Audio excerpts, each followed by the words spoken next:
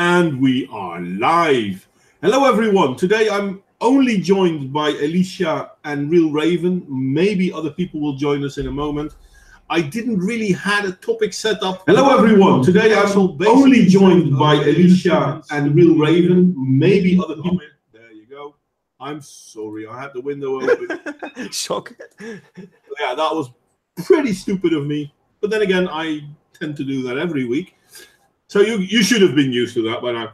I am only joined by Alicia at the moment and Real Raven. And Real Raven wanted to talk about Article 13 in Europe. And actually, I thought that would be a good discussion point. So I'm going to give the floor to Raven, mate. Go ahead. That's so cool. Thanks. Yeah, listen, I sent you a link and I'm just trying to find it again because we were already kind of 20 minutes into the debate before you started the hangout. And so what happened anyway was European Parliament was discussing Article 13, which is they were discussing two things. And I think the one that's really like groundbreaking is the one about the upload content filtering. So the idea is that when you upload substantial data to the internet, and they didn't quite define what that was, but I think that's just basically a lot of data. So it means when it's sound or when it's video or images, if you upload stuff like that, a lot of information, then it's and maybe if you upload a novel or something as well, then it's the internet service provider is asked to scan it and check if it is if you're infringing on copyright. That's the word of the law, basically. That's the idea behind it. I mean, no, that's the idea in the front of it, to say, okay, if it infringes copyright, you can't upload it. Full stop, you know. And I didn't actually stipulate that you have to prove that you are the copyright holder. That's a different kind of topic. But it's really quite an interesting one because it's already difficult when you upload content or make content, like let's say you're making music. For me personally, interesting. You remix something or you use some samples, or you make a parody song, or you make a cover song, then you're already going kind of on thin ice, because you're if it's a cover song, theoretically you have to go to the original artist and ask them for permission. If it's a parody, it's slightly different because it's more transformative work, you know. So you don't necessarily have to ask for permission, and it crosses into the boundary of fair use. Yeah, but I'm wondering how much of that boundary of it's intensely complex, and it's very, very hard to do this. And you wouldn't really need a lawyer or a music scientist to find out. And if they put that the onus of checking that copyright with the internet service, or the service provider, not internet service provider, but the data service provider, like for instance Facebook or YouTube, then it's going to be very, very hard for them, and they will obviously try to on the side of caution and say, oh, this sounds roughly like this song that's just in the charts, so it fails. I found it often with music of mine that they would say it's a play match to an existing piece of music, which I might have parodied, but I played all the instruments myself. I've basically replayed the music, and the text was different, so, you know, different lyrics. So it was actually a parody, but the algorithm doesn't care. It just looks at the rhythm, it looks at, you know, how many beats per minute, and maybe it will look at harmonic contents or something. So it's incredibly difficult to do these things. So that's the actual process is obviously not described. That they're just saying it's your responsibility as the service provider, and there will probably be stiff fines if you fail doing this. So it's very hard to do. So I wanted to share a clip, but I need to find it. So feel free. Can I ask a question real quick while I got just a second? Sure. So I have a question. Real Raven had brought up that they don't have to prove that they have copyright. And so the first thing that's going to happen if this law goes into effect is a bunch of companies down in India are going to glob onto everything. It happens with YouTube all the time. What they did is there's all of these public records from the FBI, and I use those a lot in my videos to avoid copyright. And I had this company do mass copyright strikes on me. Yeah. And then I fought it through YouTube. And I even warned YouTube, I go, YouTube, there are YouTube videos about that company that is scamming you guys. So I think it's ridiculous that old school, you're supposed to buy the copyright to give yourself legal protection, but that's not what's happening on YouTube.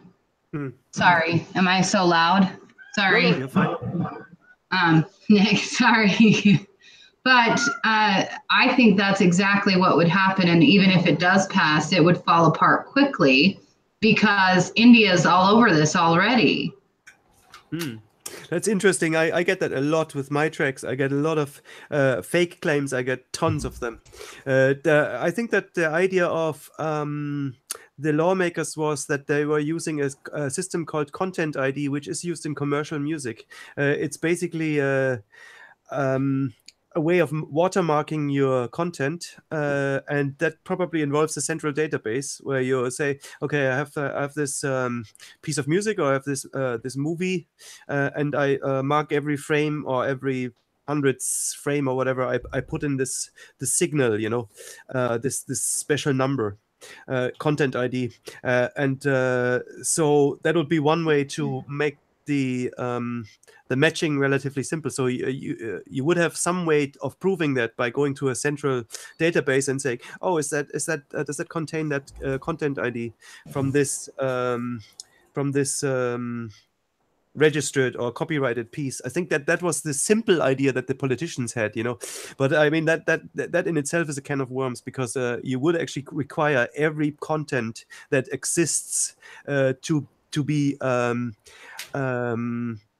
subject to Content ID, and you would actually build in copyright protection into a lot of content that doesn't want copyright protection. And the problem that I see, okay, so it's kind of like in manufacturing, right? Let's go old school for a second. Yeah. When they all shifted over to using a barcode system, it sounds like that's what they want to do, but they have absolutely no idea how many bits of information are already out there. Yeah, that's right. It's really, I think they see that vastly simplified, that whole thing. But they think, oh, if iTunes can do it, why cannot the whole world do it? If they look at one thing, or YouTube, or they look at one small thing and they think, oh, that's a good model for the whole World Wide Web. I think they have very, very simple idea, and I think that when you talk to technologists who implement these techniques, they assume something else, and that's, oh, you need to really match the content, so you need artificial intelligence, you need a huge database, so you can listen to the piece of music or look at the scenes or whatever, and then compare whether they are in that movie to find a real match, like a human would do. Or the other option would be, oh yeah, well, we have some content specialists, we have some humans, and they will check, they will read the excerpt and will quickly check if somebody else has already published this scientific article or this essay, or has written this piece of music. It's if you think about it, it's mind-boggling. The reason for that not being done already is it's so complicated. It's much easier to say, okay, I publish this thing, and then if the actual copyright holder finds it, hey, you're re-releasing a song that I own, then I can sue you, or I can tell you to take it down. That works. that system, that's what we already have. That's fair use. You know, you can make transformative work. You can't just replay the song. And if you do, then they can force you to take it down. That makes sense. But it's much more difficult to do a complete control of everything you upload. Now I have this. Can I play this snippet about where we're going, Modwain? So there was a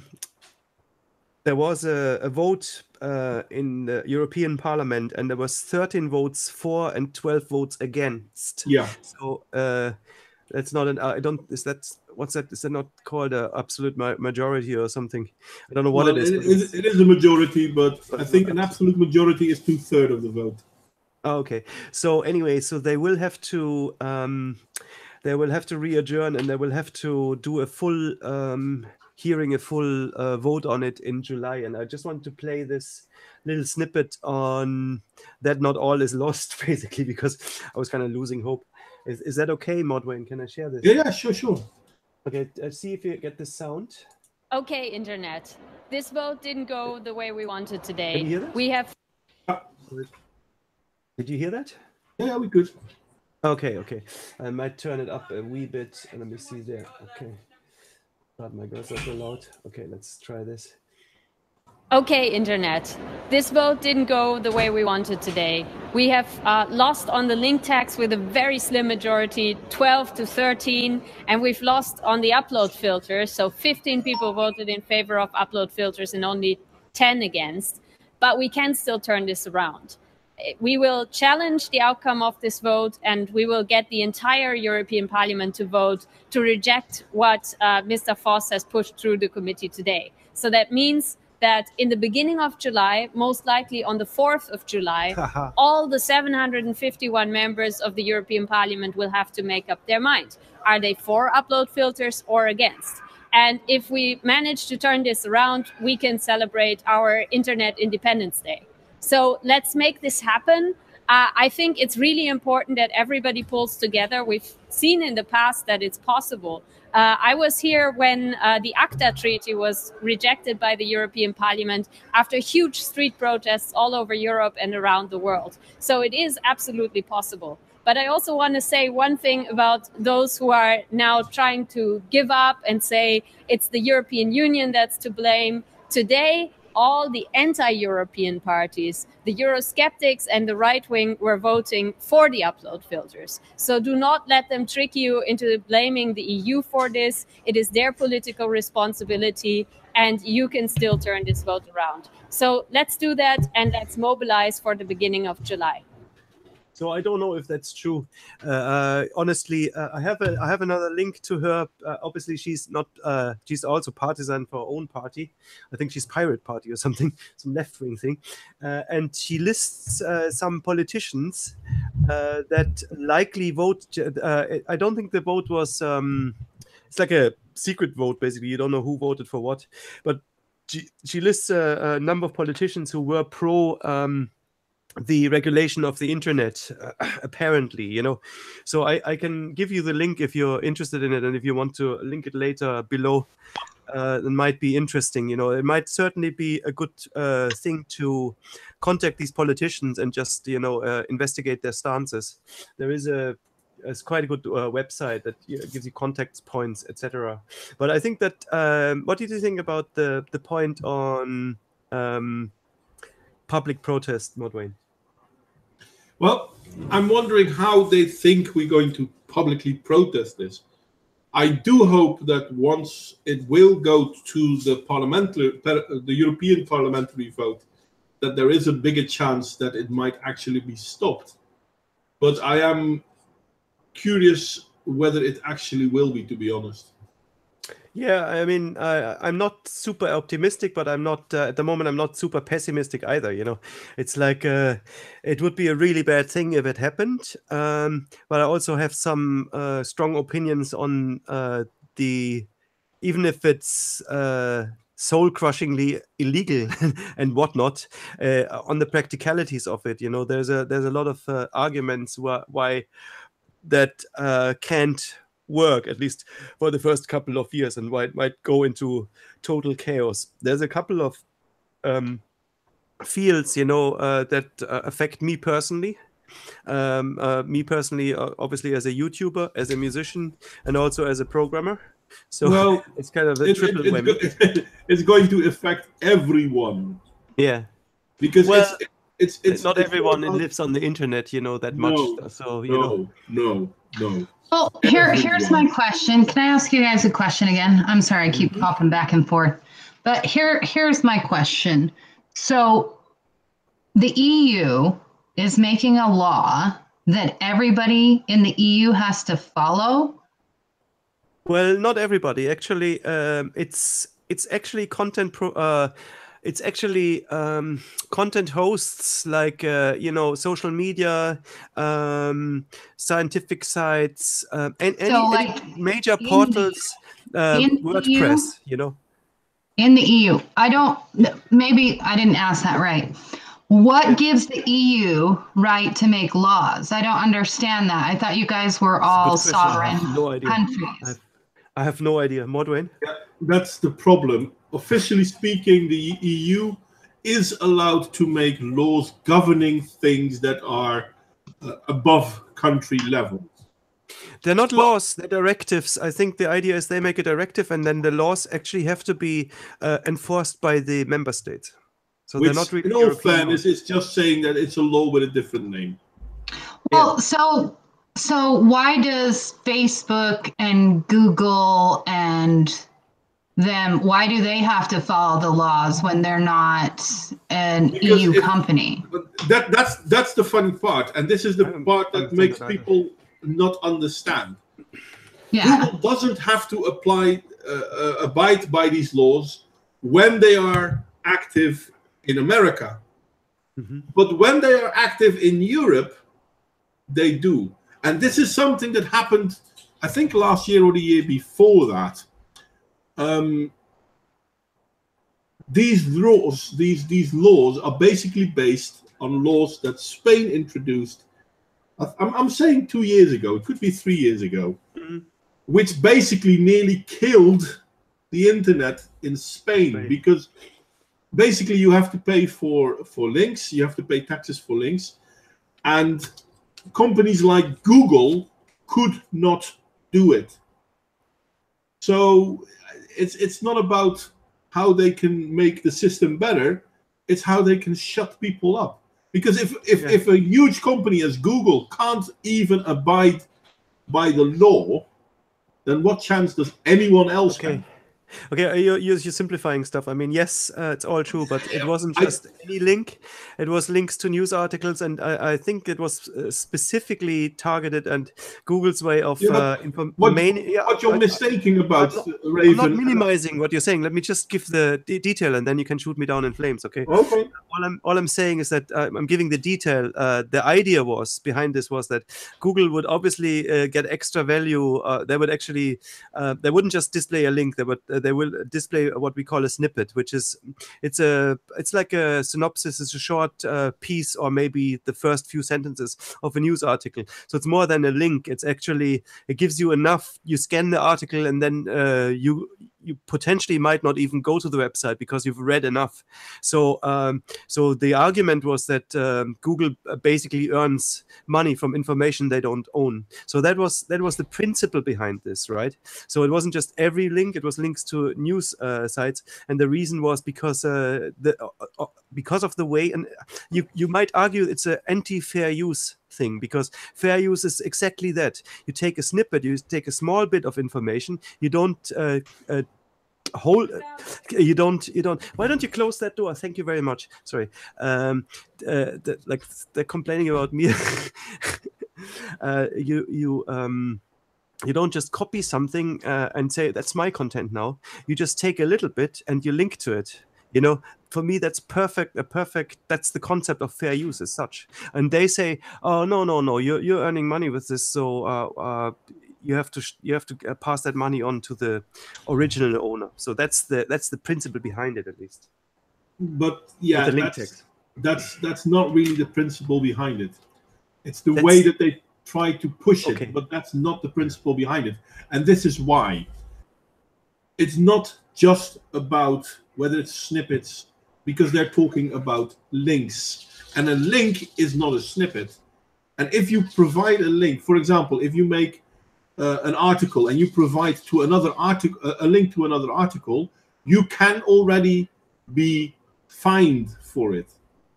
And the worst part is, yes, it's about news, but no, it's not about news, because everything that can be linked can be considered news.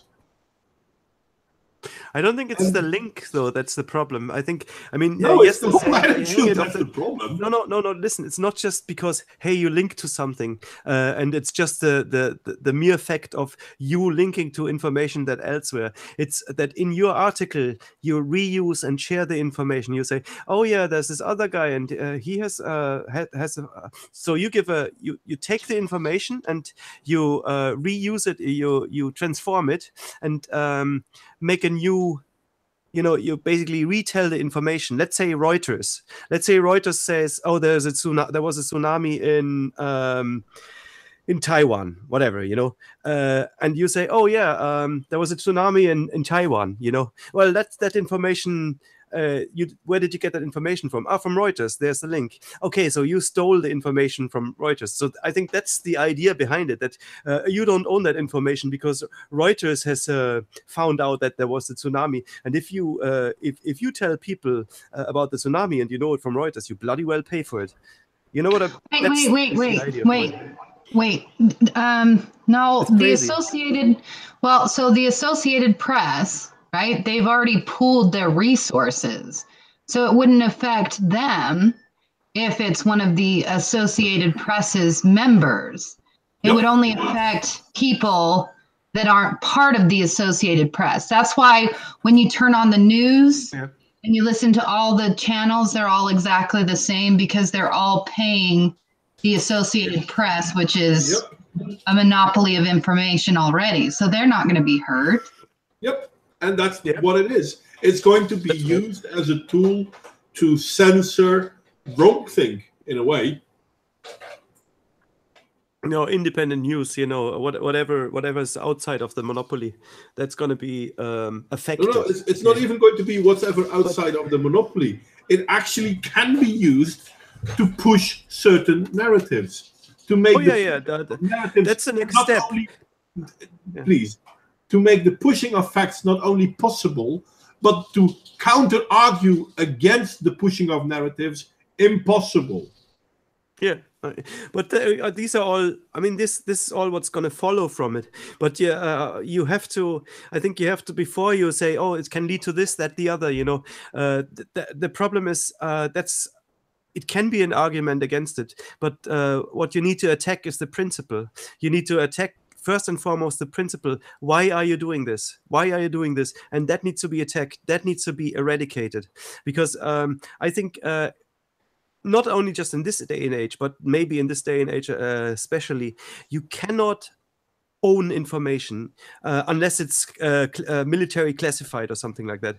If it is a public information, let's say there's a riot in Moscow, you can't say, "Oh, we had reporters on the ground. You're not supposed to. You have that event copyrighted." If it's a public event, if it happens in public, then anybody should be able to pass on the information about it and make news about it, share news about it. And it's not necessary, and that's the idea of fair use. And I think that's something that kind of completely, that the people who thought about these laws, and maybe the members of parliament, and maybe Europeans in general, and maybe a lot of people who are not web savvy, haven't really thought about the principle of information, and that we live in a society where information cannot just be contained, and that there is no justifiable law based reason to do this. Unless it's like damaging, unless it's like, okay, it's classified information, or maybe it's like super private or something like that. There's some exceptions, but anything that's let's say politics, let's say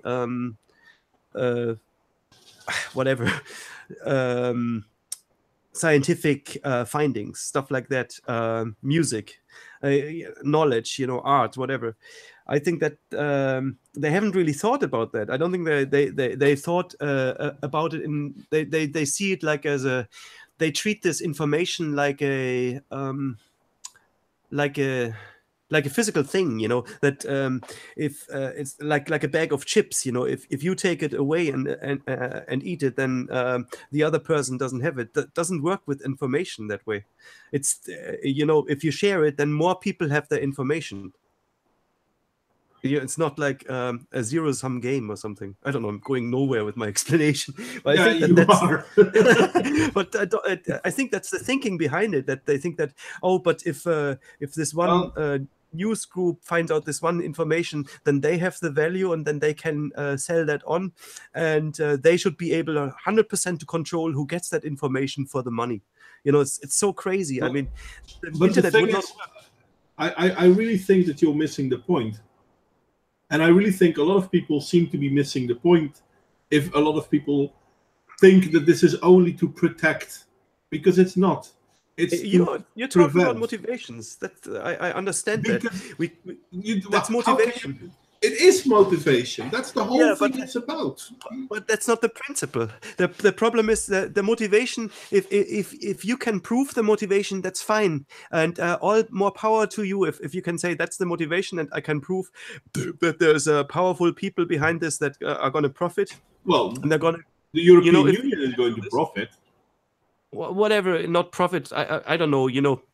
I'm not saying in a monetary sense, but there, if you can prove that, that's fair play to you, But I'd say that the mainstream media, if they're in on it, they'll just say, oh, you're just some conspiracy theorist, So you're not really attacking the principle. You have to attack the principle. You have to attack the way that they sell it to you. If they sell it to you with on something completely different, that's what you need to attack. The principle is quite simple in this. The principle is they want to prevent people from being able to challenge other narratives. That's the principle of it. No, that's not that. That's not what. That's not how they. That is not how they begründen. How they. Argument. How they rationalize that law. I'm sorry. The law doesn't say we make this law in order to steer information or something. That's not Raven. Why they do it. They say it about Real Raven. If they were to go in America and talk about how they want to take away the guns of the people because it will be easier to physically control them if they don't have guns, do you really think the Article 2 discussion would still be a discussion? Of course, they're not going to say that. Well, they try. It's one of the arguments, that's given to them. The argument is that the weapons are dangerous, therefore they need to go off the street. They're not going to say, we want you to hand in your weapons because we want to be able to control you physically. Yeah. Well, exactly. This is the same thing. They're not going to tell you they do this because they want to control the information you're getting. But that's what they're doing. They want to control the information you're getting. And if you're not... then I'm sorry, the principle of the thing, I don't care how they explain it. This is what they are doing. I mean, what they are doing is they're preventing people to share information. Yeah. Now, there's only one reason you want to stop people from sharing information. And it's not the reason that they tell when they make the laws. The laws say it's for protection of, like, the upload filter is obviously the law that they the reason that they give is just simply by saying we are protecting rights of the copyright holder. So that's the first step. If you go into this first step, there's a lot of reasons why this won't even work, because it's very hard to do. But it also raises a huge problem, not just what you said, that it can be abused, but also that it's a huge data protection issue. Because that means that all your stuff, also your private photos or whatever you upload to the internet, then if you use a larger platform, will have to be submitted to a central to a central service or to a service that decides whether it's copyright infringement, like Snapchat or something. You know, that can be private images, that can be images of minors, and that whole thing violates all sorts of European data protection legislation. So there's a lot of inconsistency as well that you can argue, hey, there's lots of red flags here. Then but next that's step. the thing. That's the whole thing. It's not about protecting. It's not about any of these things. It is about protecting. It's protecting their narrative. Yeah. You Okay. cannot even upload a photo you take yourself because something in the photo may be copyright protected. Yeah. Or it So might not there you even go. be a photo. Might not even be a photo. Might be a photo you downloaded. It might actually be Hermione from what's her name? You know, that actress. And it might just be a Photoshop thing, and she might have the rights. It might be revenge porn, whatever. You know, so you have to prove that you have the copyright for it. You know, but you're at the same time not allowed to prove that you have copyright for it. Well, in fact, you don't have to prove it first. If you just upload it, and then the content filter will decide, there's a similar picture, and that is copyrighted, so you can't upload that. And then you might have to, you know, like we have seen in YouTube, that you get these false flags, and a lot of them are, some of them are triggered by humans, but a lot of them are triggered by an algorithm that was programmed. You know, so what it will do is it will prevent unwanted material to be shared. That's basically what it will do. It will also prevent wanted material to be shared. It will prevent a whole lot of things. Far less, because the huge media companies can afford to buy the allowance to post, so they will not be affected. Yeah, if they have a way to copyright all the stuff, and that's also gonna involve a fee. That's gonna also cost but they them. can afford that. They can afford that. But everyone who wants to use other stuff that they have copyrighted, they can charge for. So they might make a little bit of money. They probably won't. It probably will still cost them money, but they can afford it. In the end, it will stop smaller internet startups when it comes to media. It will stop the free flow of information. It will stop any argument against the narrative that they will be pushing. And whether that will be pro-feminism or against feminism doesn't matter. But they will control the narrative 100%. Yeah. China, the USSR, and Hitler didn't go as far as this. Yeah, it's close to China. It's close to you've seen not just China. It's beyond what China has done. China tries to block everything from the outside, and they're trying to control. No, China doesn't do more, and that's the worst part, because China is stopping everything from outside, and they are trying to convince people on the inside that this is the truth. But with this European thing, it will not only tell people within Europe what is allowed, but they will exert control on outside forces as well. Yeah, China does more though. No, seriously, no. Okay, it doesn't do more. They have their own version of Facebook. They have their own versions of shopping sites, which is completely controlled as well. But they don't control the narrative as much as what Article 13 will allow them to do. Well, because in China, it's very difficult to find any article criticizing the regime, obviously, but you can find articles criticizing friendly regimes. With this, you will not find any articles in Europe criticizing regimes that Europe is in favor of, because they will be able to block it. You're against feminism? Hey, but we're in favor of feminism. Good luck finding any story how feminism fucked us over. Well, you could take it there, but the problem, obviously, with that is that there will also be litigation. If you they will take it there. This already happened in Spain. if you write a original, let's say, opinion piece or an analysis, right, and it's your intellectual property, and you upload it, and then it's stopped on the grounds of copyright, then you can go to there will be a process of saying, okay, well, prove it to me. So what copyrights did I infringe? Show me the original articles. So it's not that easy, you know. No, because what Article 13 says is not that they have to prove that you broke copyright. You have to prove that you didn't. And you cannot prove a negative. I don't know. And show me the text where it says that, Modwain. Then you know more than I, because that's not what I haven't read it to that detail.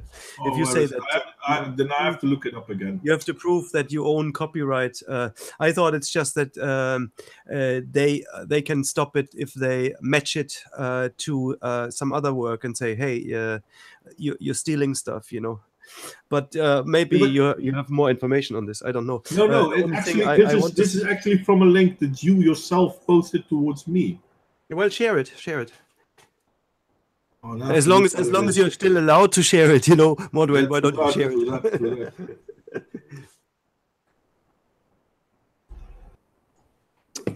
I think that a lot of wait a second. I'm going because this is a link you provided. Yeah. I'm going to try to. Yeah, you do that and let me talk while you search for it. Here we go. I already have it. Yeah, so you're talking about consequences. So you're not just talking about. These are the consequences.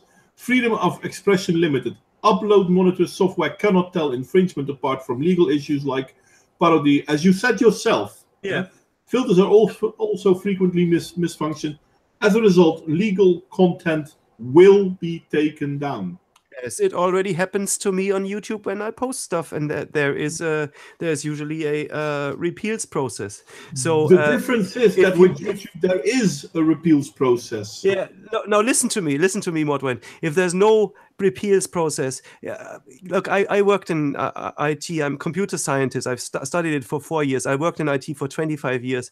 You cannot make an algorithm that's going to let 100%, that's even 80% reliable is going to tell you that you get tons of false positives, and it will also hit all the people who think that they're going to benefit from it.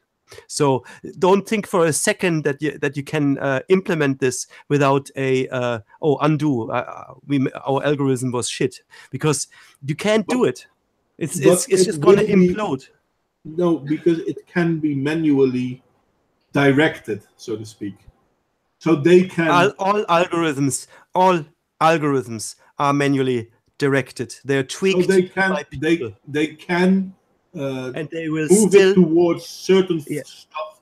Certain stuff will be removed, other stuff will be allowed. And they will control the narrative, and going against it will be. And they can still malfunction. Possible. They are still. It's still fuzzy. It's not like a 1 and a 0. I'm sorry, Axel, but are you now saying there is a chance that they might not fuck up as much as they want us to fuck up? No. What all I'm saying is that if you are a programmer or a company that creates this algorithm, then you will have to put in a way of repealing it, or overriding or whatever, because the algorithm won't do it. And so there will have to be and probably very, very much likely, automated process of repealing it, where you send it off to another server, to a more thorough service that does a double check. Is it really a copyright problem? That then tells you, there's the original article that you've stolen this from. This is the you partly get this, and there is a repeals process. I'm sorry, you are very optimistic about it, but I'm not optimistic. Even at this point in YouTube can block a video. You can contest it, and then even after you've contested it, and even if you know what you've done is 100% correct, they can still state, no, I think this is bad. I think you did wrong. we're still going to block it, or we're not going to monetize it, or whatever. They can do that, and there is nothing you can do against that. And that's according to the house rule. That's according to the house rules as a private platform that's within their rights. If you do it by the law, it's different. This law is saying that they can do this. Because the law is saying no, you can't do it. The law is saying you have to obey the law. Yes, and that's a problem, because you can't program a 100% watertight. It's not about programming a watertight algorithm. That's not the point. That follows the law. So you will have. That's not the point. The point is that it's not it's not implementable. You need tons of manpower. And that's gonna actually bring down the whole service. It's gonna bring the whole fucking service down. No, because what they're going to do is they're going to have control over the narrative. They are the final judge on what is and is not allowed to be talked about. They want that. They want that, but they need that. That's what this law is. Yeah, but they need the manpower for it as well. You No, know, they don't. They can simply block people. You don't need a lot of people to block stuff. They don't own the algorithm or whatever carries out this thing. No, right? They're going to tell YouTube to do it. They're going to tell Facebook to do it. Exactly. And these people will do it because it is possible. No, it's not they possible. will do it because if they won't, they will have massive fines. Not possible. It's not possible though. But it's already happening. But how can you say it's not possible when it's already happening? Listen, there are loads of technology firms and companies that have said that have talked about this, and they said the technology isn't there, we can't do it. Whatever you're saying is pie in the sky, right? It's impossible. So so first of all, it's an impossible task. Second of all, yes, you can pretend that it's possible, and yes, you can come up with fines, and the result is going to be that all the platforms, Facebook, YouTube, all social platforms will close down in Europe. They will, make no mistake, they will not accept any uploads. They will close down. That's the reality of it. You know, you may have a nice idea about there'll be 100 or 500 or 10,000 state employees in every country that will censor everything. Good luck with setting that up. But the reality of it is that it's impossible at the moment with the technology that we have. It's just going to be prohibitively expensive. It's going to be very expensive. It's going to be simple. Google will say, okay, let's write this off. That's fine. We're just going to earn money with advertisements. Okay. We really need social Neil media. Raven, please stop talking for a second and listen, because you said it yourself. Facebook is going to stop working in Europe. Twitter is going to stop working in Europe. YouTube is going to stop working in Europe. Absolutely. Social media sites will stop working in Europe. Why? Because otherwise they will be massively fined. And still you think that this is not controlling the narrative? Well, it is controlling the narrative, but it's so radical that you know, the consequences of this are so big that they have such a knock-on effect on the actual economic side that they don't even know what they're dealing with. Okay, they may. Why do you think that this is a problem for them? Yeah, can I interject here real quick while I have a second? Sure. Thinking back, governments will they'll even destroy their own economy if they can regain control. Yeah. Clearly, Europe has lost control, or the EU has lost control of its people, and this is a desperate attempt to destroy communication between people. It's not about sorry. It really does come down to Facebook, right? Facebook, Twitter, those social websites. That's what drove people to finally say, "Hey, enough is enough." and they need to cut it off at the head because it's too dangerous. It's freeing the slaves. Do you know the picture you keep putting on the screen? I'm sorry, I was funny to me. I just Okay, need to share I have that. a question also. Go ahead. I want to come at it at a more practical, since I'm not very well versed at this or on this subject. So my normal videos that I do, I'll grab pictures and grab little clips and make commentary. If this passes, which is currently allowed in America because of fair use. If this passes, you're going to have to prove fair use. Good luck in trying that. It'll never. No one will ever. Europe, though. Only in Europe. This doesn't affect you and I, Pig. Not yet. No. It doesn't affect you yet, but there's a good chance that it will, because if sites like YouTube and Facebook are not able to continue their work in Europe, they're going to lose a large part of their market. So then the question becomes, will they continue? Yeah. Yeah, I think it will have a knock-on effect, definitely. Well, no, they'll continue because so the good news is, so Alphabet Corporation, right? They own Google. Yep. And Google employees gave Alphabet Corporation all of these diversity quotas and things like that they needed to do. And Alphabet Company refused to do it because Alphabet Company is in line with the shadow government. I'm not trying to sound conspiracy here. It's all provable. But Alphabet Company, their one goal is to keep an eye on people. And they like these social medias in America because they can get all the information that they need so that they can protect themselves. Whereas Europe, the EU hasn't done it yet, I guess. They really need to get on board with that. They've lost control of their people. So I don't see, God, I gotta go. I'm sorry. Somebody try to articulate what I'm saying. That's not that easy. But yeah, no, I mean, I do think that this is a way for the European Union to try and regain control of the populace. They've already lost England. They're about to lose Italy. They're also about to lose Eastern European country. This is Europe trying to power play itself into prominence again. And they don't belong in prominence. The European Union was supposed to be something to help the people.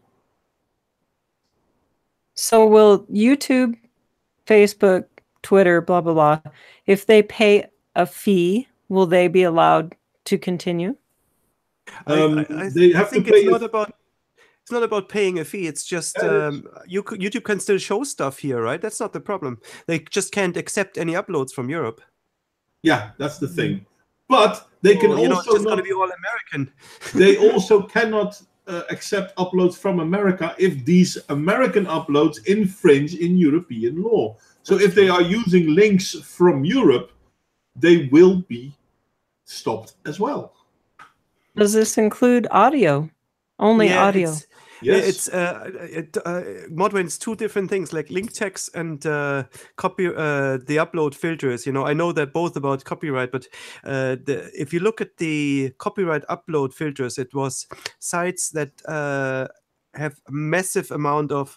There was a special term of it. I'm sure I'm using the wrong word, but a prominent amount of content or whatever. And yes, that includes audio.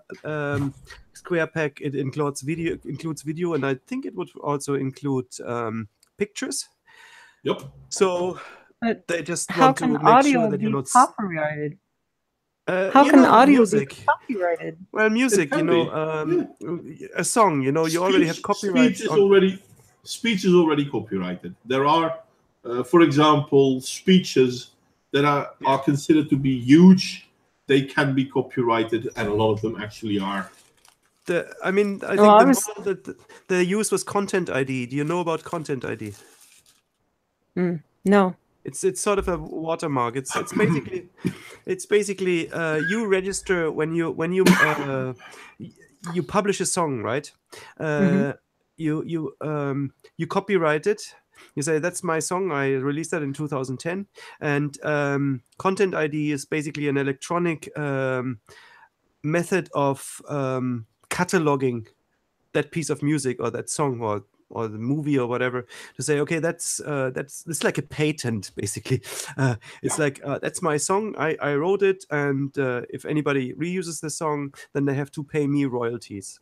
So, and Content ID is I think it's an electronic kind of watermarking way of tying that piece of media to a number, to an ID, an identification number, unique number that says that that's yours. So that's the idea behind it, and the idea is very simple. Okay, if you grab a bit of that music, and that watermark. That algorithm that they didn't define how it's actually going to work is going to find out, oh, that's from that piece that was copyrighted. Then you're not the copyright holder; it's some other person. So they need to prove that. They would need to say, in my mind, they need to say, okay, that it's you're infringing on copyright of company X who has the rights to this piece of information. Now, they want to they can potentially bring that further. They want to bring that also into software, where you're uploading pieces of code.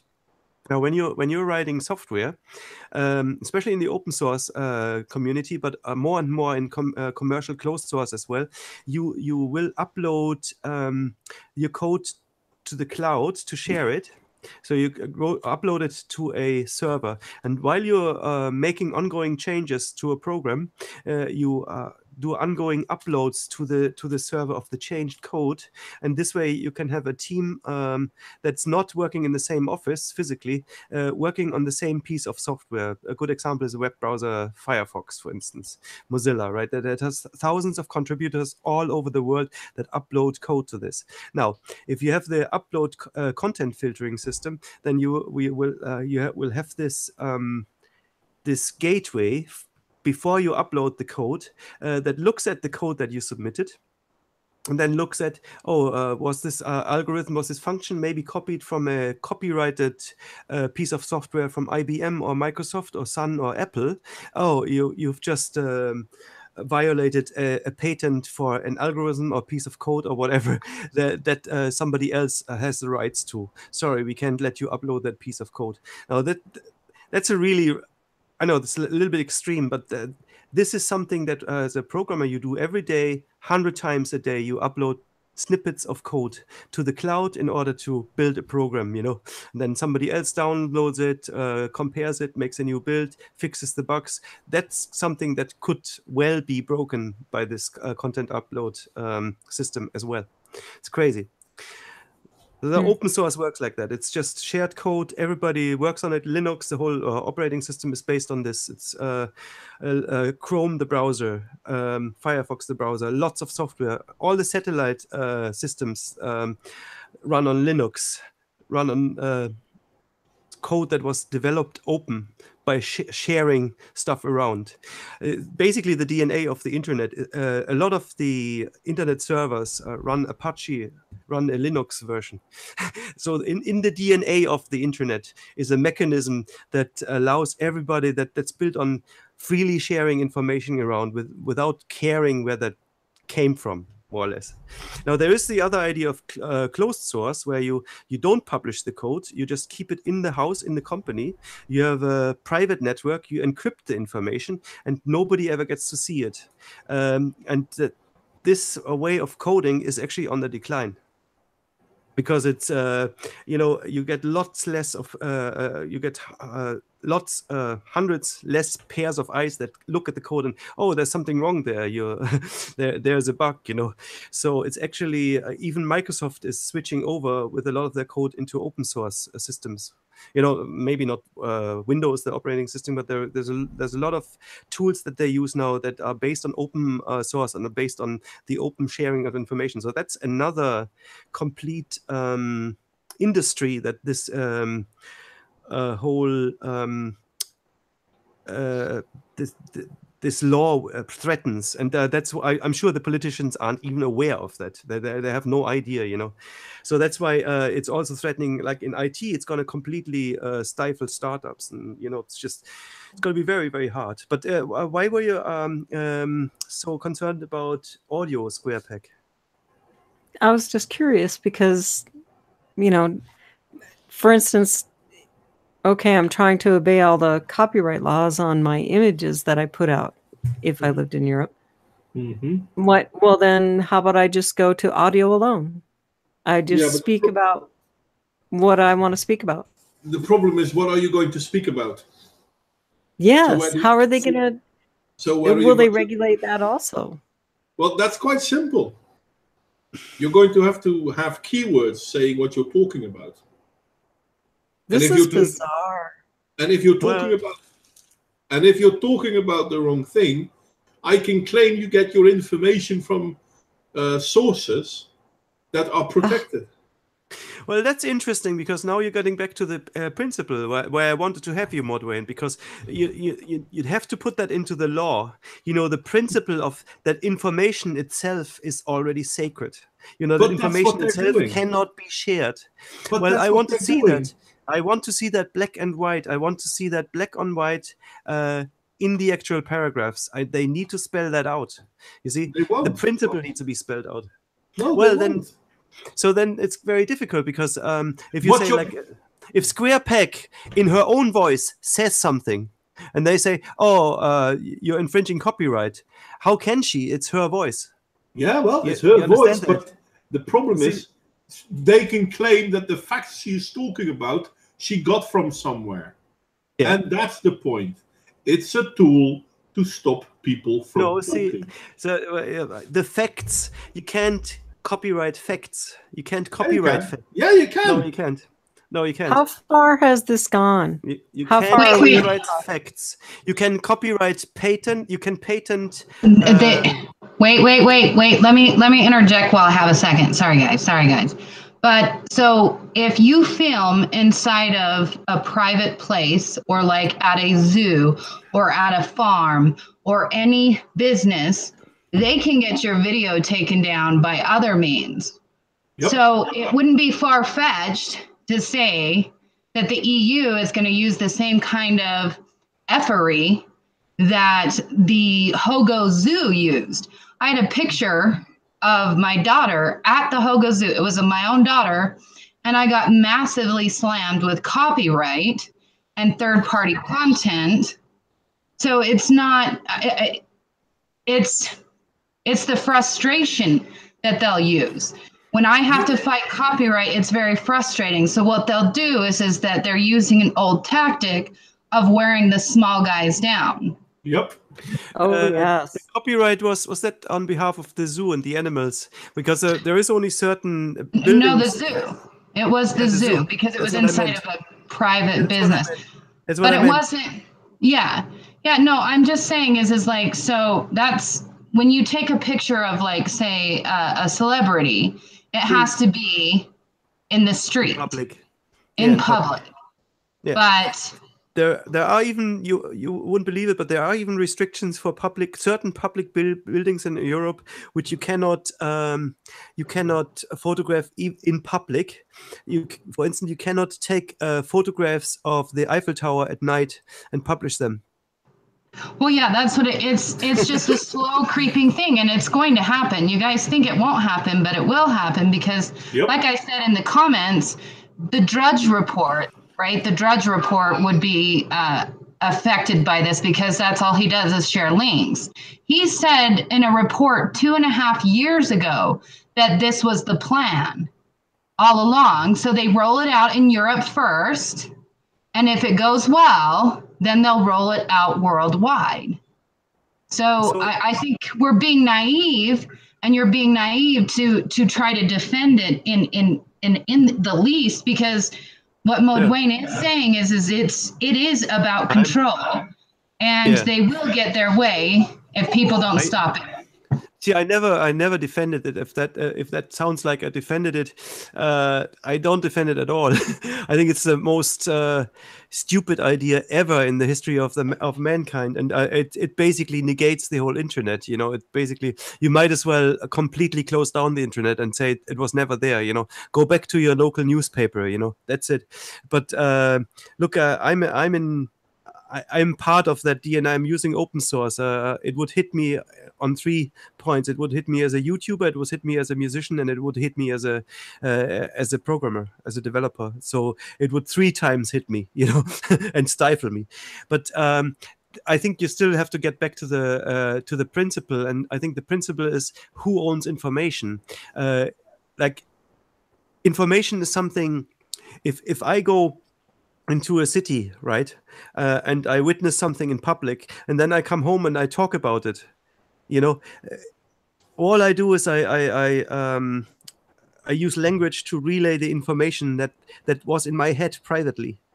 So the minute you stifle like expression or publishing, and that's what I see the internet as is, of your private thoughts, you're really trying to do something impossible. You try to censor the actual thought. You say it's not even there. It's not yours.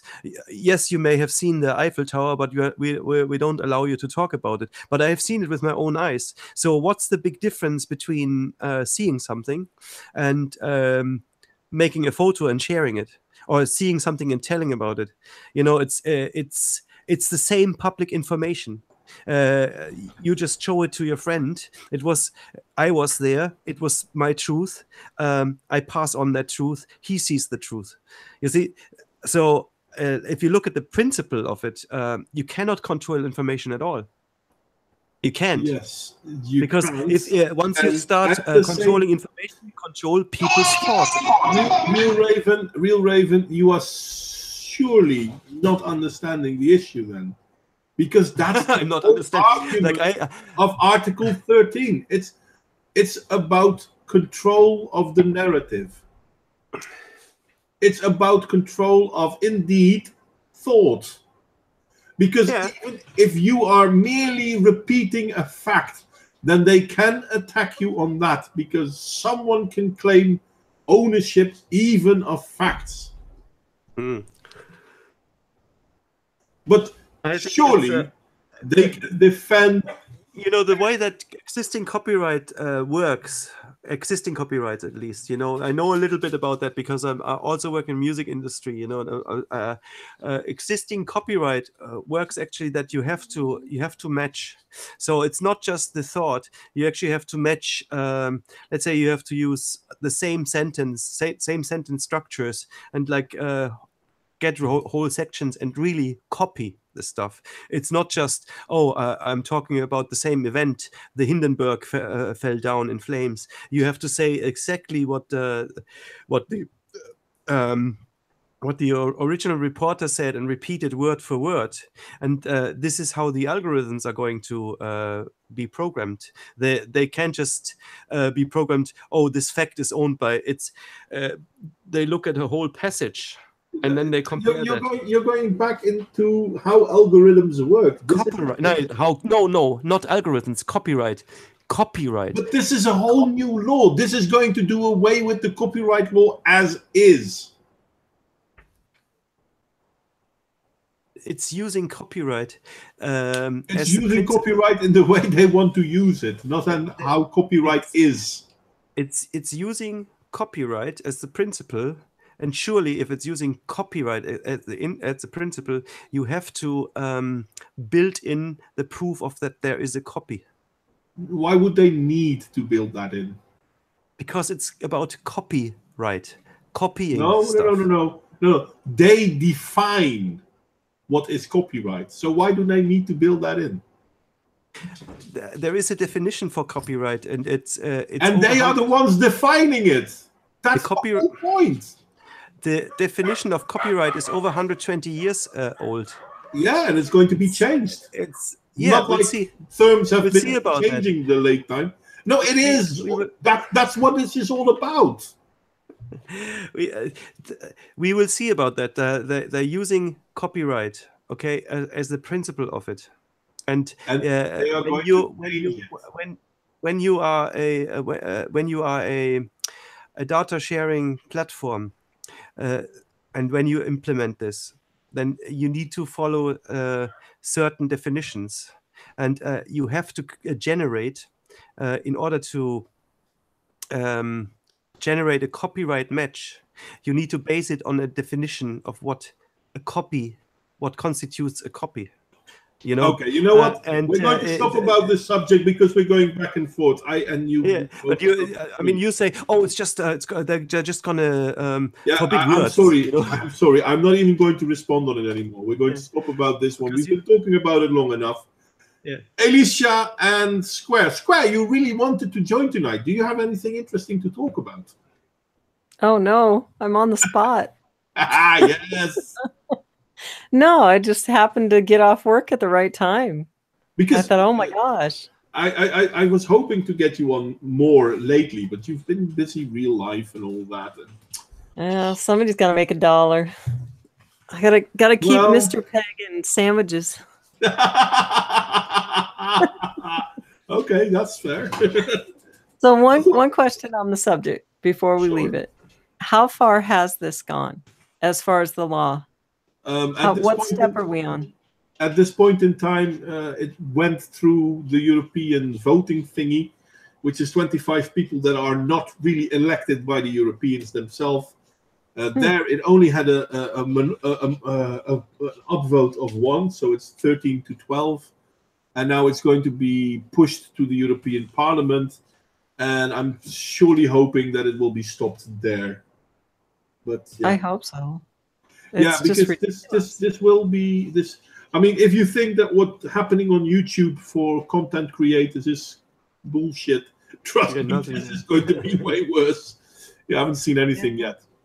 That's why I think it's very important to say I'm not making excuses for this shit. You know, I think there should be demonstrations. I think the stuff has to be broken. People have to demonstrate in real life, but it's really hard to convince people.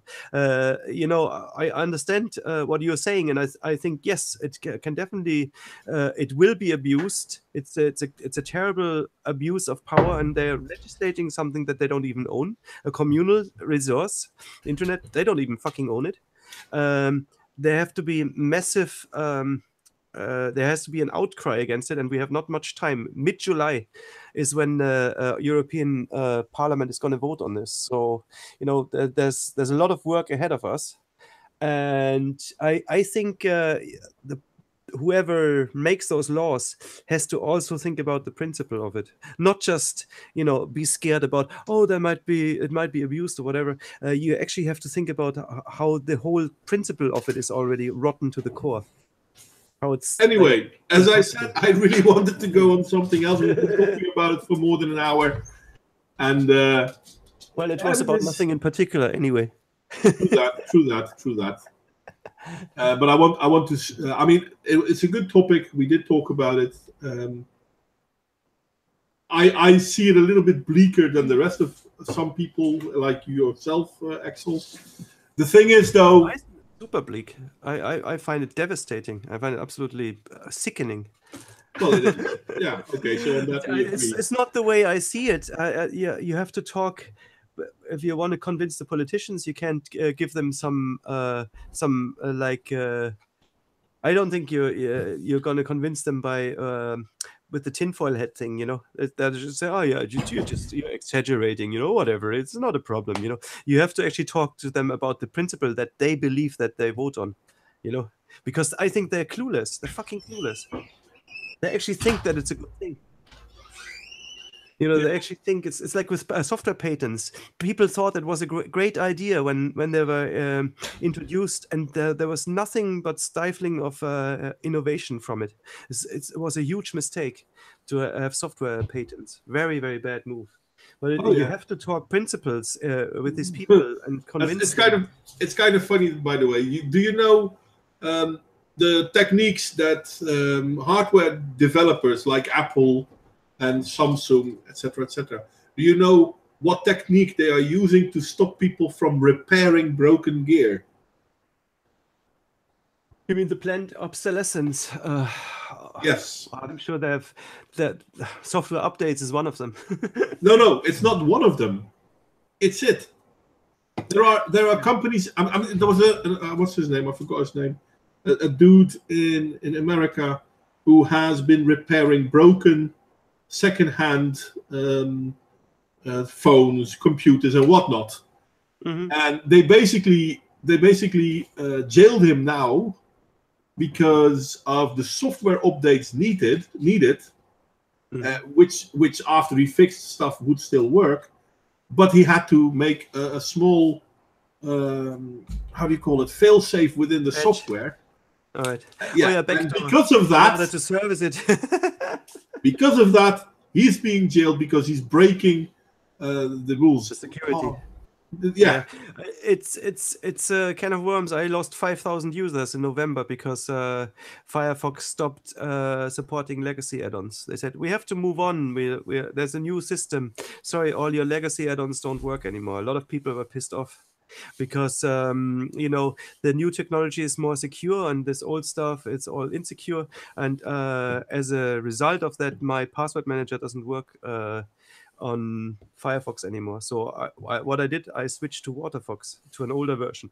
That was the only thing. And now they're discussing it in Thunderbird. That's another potentially 50,000 users of mine that are going to be affected. So I'm currently discussing with Thunderbird on how we can replace, because they use the same code base, how we can replace the old system with a new ecosystem that's not even built yet, so that we can rewrite our extensions as web extensions. We have to write APIs for it. I have to rewrite all my code, 10,000 of lines of code because of that. I wish you the best of luck. Thank you. No, but this is the weird thing. And I'm gonna live off this as well. You know, it's basically destroying my whole existence. This, you know. But that's the thing, though. They are, and this is not just corporations, but governments as well. They're exerting more and more control based on narratives and story-driven and copyright. Whereas that was never the intention. We should go back to copyright and patent infringements of 5 years. No longer than 5 years. After you've got 5 years, it's open to the public. That's how it used to be. That worked. Medication, that'd be the same. That's Anything, crazy. everything. Yeah, I mean, there are medications out there now that can be produced for less than 1% of what you're paying for it. How sickening is that? If we look at something like the EpiPen, one EpiPen costs $600. To make it is less than, no, let's be generous. It's less than $25. I mean, the epinephrine is like 50 cents, and the auto-ejector pen, well, let's be honest, you can make that for like $1. So it's not even $25. It's less than $2. And yeah, okay, have fun. You have to pay $600 for it. There's a reason that the big pharma is basically the biggest earner in the world. Everyone seems to think banks are the biggest bastards, but big pharma is way worse. And people seem to forget about that. They seem to not care. But that's the thing. There's so much shit going on, and people are unaware. But if you try to explain it to them, they're like, nah, that can't be true. So they just simply won't believe you. So what's your strategy? What do you suggest? What will you do to convince? I'll just keep repeating. Try talking to people, keep repeating, and hoping someone is willing to listen. And every once in a while, I do reach someone, and they're like, "Oh, right, let's look this up." Would you go on a demonstration? That's useless. So you wouldn't go personally, like protest with a huge crowd that might potentially be shown by mainstream media, whatever. No, because in all fairness, if we look at large protests, the people protesting do not control the narrative about the protest. I think. So then the narrative will still be spun in a way to prevent people from recognizing what actually happens.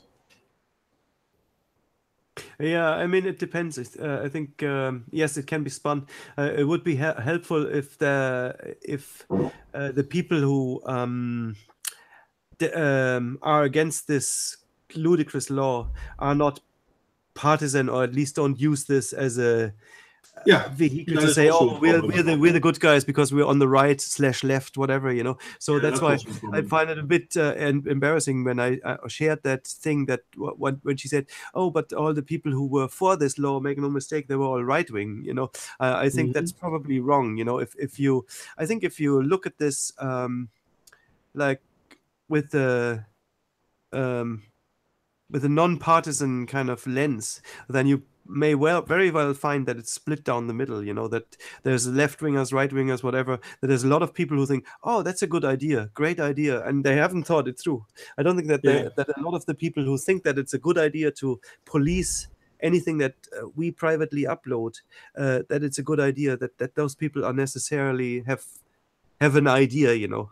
So I'm fully on your side that you have to warn people about the dangers, and maybe that will sway their decisions, you know. I certainly will try, and I spend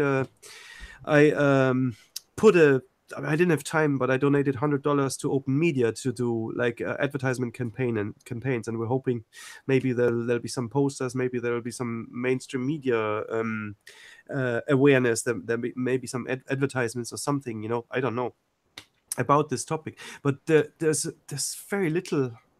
Really, even on YouTube, there's very little on the topic, you know. There was fuck all today on, you know, maybe there is now. I haven't looked at my feed, but I haven't found many people like crying out about this, you know, what happened today in Parliament. I think it's horrible. It is, but most people don't even know what's going on. It's the same that a few months ago, we had that "it's okay to be white" thingy. Yeah. People can explain, basically tell what's going to happen, and most people still don't realize what the fuck's going on. I don't know. The only real world consequence that I saw about that was that Starbucks closed for a day. But you know, European law. I'm sorry, but that affects me a little bit more than Starbucks closing. You know, a law that might affect anything that I might. You know, any of my songs that I upload to the internet, you know, or my thoughts that I share, or the programs that I build, the software that I write, you know. So that's a little bit closer to the bone, you know. Maybe I should just go in the garden and dig a hole or something. Well, going off grid might not even be that bad an idea. Well, if you live off the grid, you know, if that's your way to reach your audience, you know, and you're only starting up, you only have you only reach 2,000 people, and the law will make it so that you can only reach 20, then that's pretty devastating. Yeah. Yeah, there is some problems with that. Yep. But yeah, I'll definitely ring some MEPs, you know, now that it's going to go into official directive making and the so-called democratic process. I want that, and I would like if people like you, Modwain, would make more videos on the topic. That would be nice. I'll look into it, because in all fairness, this is a problem, but this isn't usually the thing I address. I'm more on an relational thingy. It affects you. It affects you. It will affect all of us. That is absolutely correct. It will affect all of us. So, but okay, Square Pack, what was your latest video about? Let's talk about something else, because I'm working on one right now. My favorite subject is to pick on. It's low-hanging fruit, but I love it. It's my favorite subject of all, to pick on celebrities, pick on politicians. Which is so easy in America now. Oh, so it's like, it's just yummy. Yes. They say the stupidest stuff, and it's just so easy, and I'll eventually get it done. Which one is it? Can you tell?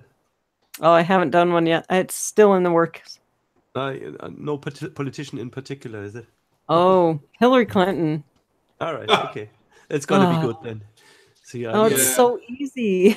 It's so disgustingly easy. There's so many things that woman did wrong. It's amazing to me that she still is allowed to not go to jail. Oh, right now the big thing is the Inspector General's report that came out. That's the big thing right now. They're interviewing them in Congress, and all the truth is coming out, and it's bizarre what's happening. But even the mere few things that we know that have happened, the fact that she had her personal email server, the fact that she destroyed her personal email servers instead of handing stuff in, that alone is a punishable offense. But yeah, it's Clinton. Oh yeah, it's amazing to me that that's still. And so there's a law for Clintons and a law for the rest of us. Yep, that's basically it. Yep. Which is scary because so many Americans don't seem to recognize this. I think it's more and more now. I think more and more people are coming around. I really do. Well, I hope so. Don't get me wrong. I seriously hope so. Oh, I wish Alicia would pop in. I'm sure she has stuff to say. Yeah, it's such a fun subject. I'm here. I'm trying to not let y'all hear my baby in the background because I don't want to be rude. Is your baby barking? No, that wasn't mine. That was my dog. My dog, sorry. Squarepack, can you share your YouTube channel? But I can't get to it to your profile. The thing with everybody has to realize. Oh, sorry.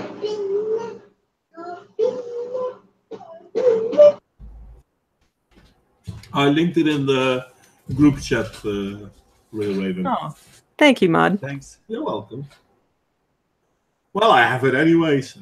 Yeah, you got a I new haven't subscriber. done anything in a while.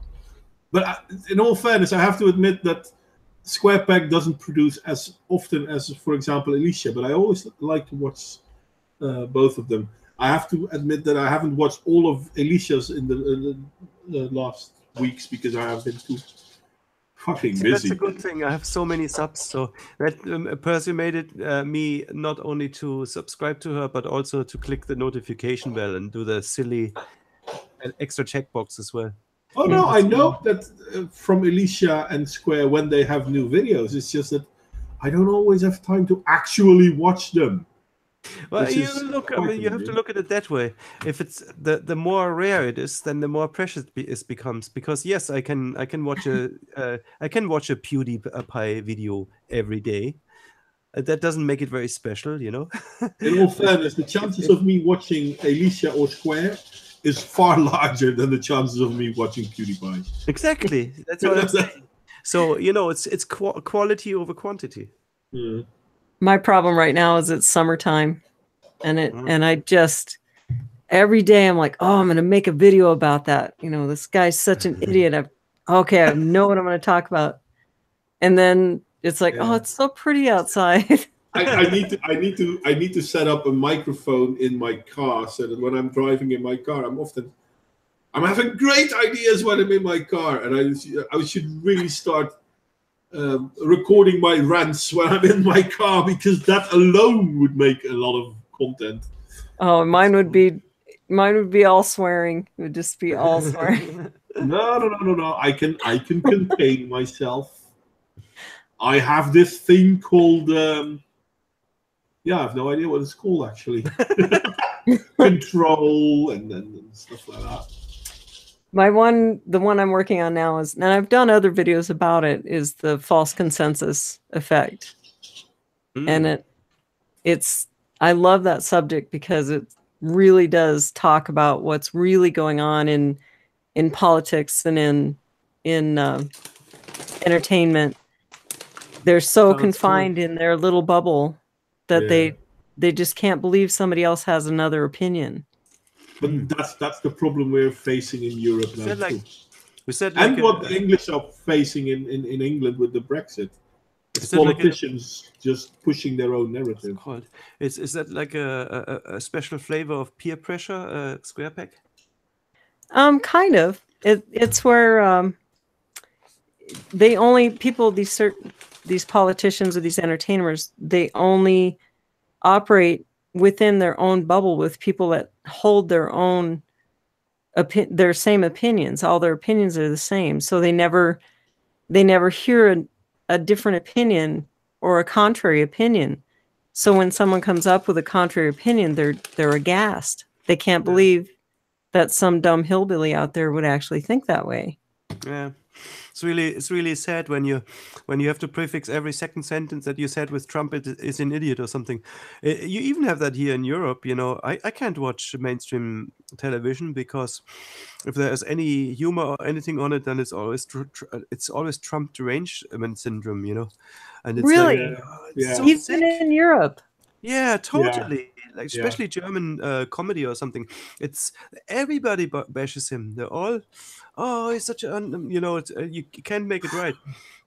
It's because they're lazy. They can't come up with somebody new they can bash. It's just he's such a big target, you know. So it's so boring. It's exactly boring, cheap laughs, you know. It's just, and I not can't even understand how you can watch that without your brains going into like pudding. Unfortunately, though, it is having an effect. The average person in Europe does agree with mainstream media, even though they don't know why. Yeah. I was amazed. I believe they're critical. Yeah. When they were talking about some of the things these FBI agents have been doing in this IG report, the things that these regular FBI guys were saying about Trump voters, and it you know, they were saying they were stupid, that all they wanted was Trump to give them a free job. I'm like, or not a free job, no, give them stuff for free. All right, okay. That's like who are you talking about? I work my ass off. Yeah, but that's the funny thing. I mean, I think Trump already achieved the fact that unemployment under the black populace is at the lowest as it has been since the recorded history. That alone should take away every argument that he's against black people, so why did he give them jobs? Well, he's against people working. He wants to just give people handouts. Then why did he give them jobs? That is so contrary. That is so opposite. What? Here, but then again, of course, he was also the biggest warmonger since ever. Never mind Bush and Obama. But, and he's the first president that actually got North Korea and South Korea to sit down and talk since the war, since the start of the war, because the war was still officially they were still at war. That's a bad thing. Didn't Bill Maher say that he almost wishes that there was some catastrophe happening? Just I don't know, what was it? It was just a really vile comment, you know. He was hoping for some war or something, just so that... he was hoping things would go wrong so that they could blame Trump for it. Yeah, exactly. He wasn't the only one. What a lunatic. Yeah. So I'll tell you a story. This is my story. This is an actual story about us. During the Obama administration, Obama targeted the coal industry. You guys probably know that. Did you know that? Yeah. Okay. No. So yes, my entire family is in the coal industry. And they're either coal industry thing was how much smaller is it? 50% or something now? Well, in our area, when he really started coming after us, it was having your own president targeting your community. It was that bad. So we went in one day. 6,000 coal workers lost their jobs in my community. And where I live, that's about 25% of our population. Crazy. Yeah. We went from a community that was extremely self-sustaining and really doing well to people in food lines, to people. We lost so much of our population, they just left. There's no work here. So when Trump won, it was, I'm not even kidding you, we had people at work hugging each other in tears. Yeah, hoping it would get better. Because of everything we've been through. I mean, it was devastating to our community. And we sent letters, and during the Obama administration, we basically begged for help, begged for them to stop. And the reply we got was, no one cares. And then people wonder why we voted for Donald Trump. Yeah. Was that motivated by an environmental thing? Yes. Yeah. Well, but I'm not really sure if things have gotten better under Trump, to be honest. Yes, I mean, yes, they are better. Okay. Yes, we have actually, the employment statistics came out today, and our employment, granted we're a very small community, has gone up almost 1%, which is a big deal. Okay. Because everybody left. We have a house for sale on every corner. And our schools, in my community specifically, lost so many students because families left that we had to close one of the schools, and we combined the other school because there wasn't enough students left. And and things have, I still work in the coal industry, and so does a lot of my family. And yes, it is better. Things are turning around, but this wasn't just done by the Obama administration for environmental reasons. It was money. Yep. The wind, they tried to, of course, they're still doing it. They tried to go to wind and solar to which sustainable. Is understandable because it is sustainable, but they putting so much subsidies in it. Oh my God, it's a cash cow. Yeah. If you are involved in it. I have solar panels on my roof. So now I'm in the Netherlands and not in America, but obviously here we don't get that much money from it. But if you look at Germany, for example, and America, the amount of money they are pushing to get this stuff going, I'm like, it's not so even working. It's socially, I mean, they really got results in Germany, I must say, but socially it's very, there's an argument to be made that it's actually antisocial that solar was so much subsidized because only people who had houses could profit from it. You know, if you were renting, and that's, I think, I don't know, 40% of the population. Sorry. If you wouldn't have a place to put up a solar panel and profit from it. So you're really just helping house owners, you know, people who have some money to invest. It's pretty bizarre. And how I put it during the election, when people would ask me, you know, why are you voting for him? And it was asked with venom, you know, why are you voting for him? But Trump, is it? Why would I vote for Hillary Clinton? She's going to destroy my community. Yeah. And we were already on the verge of destruction.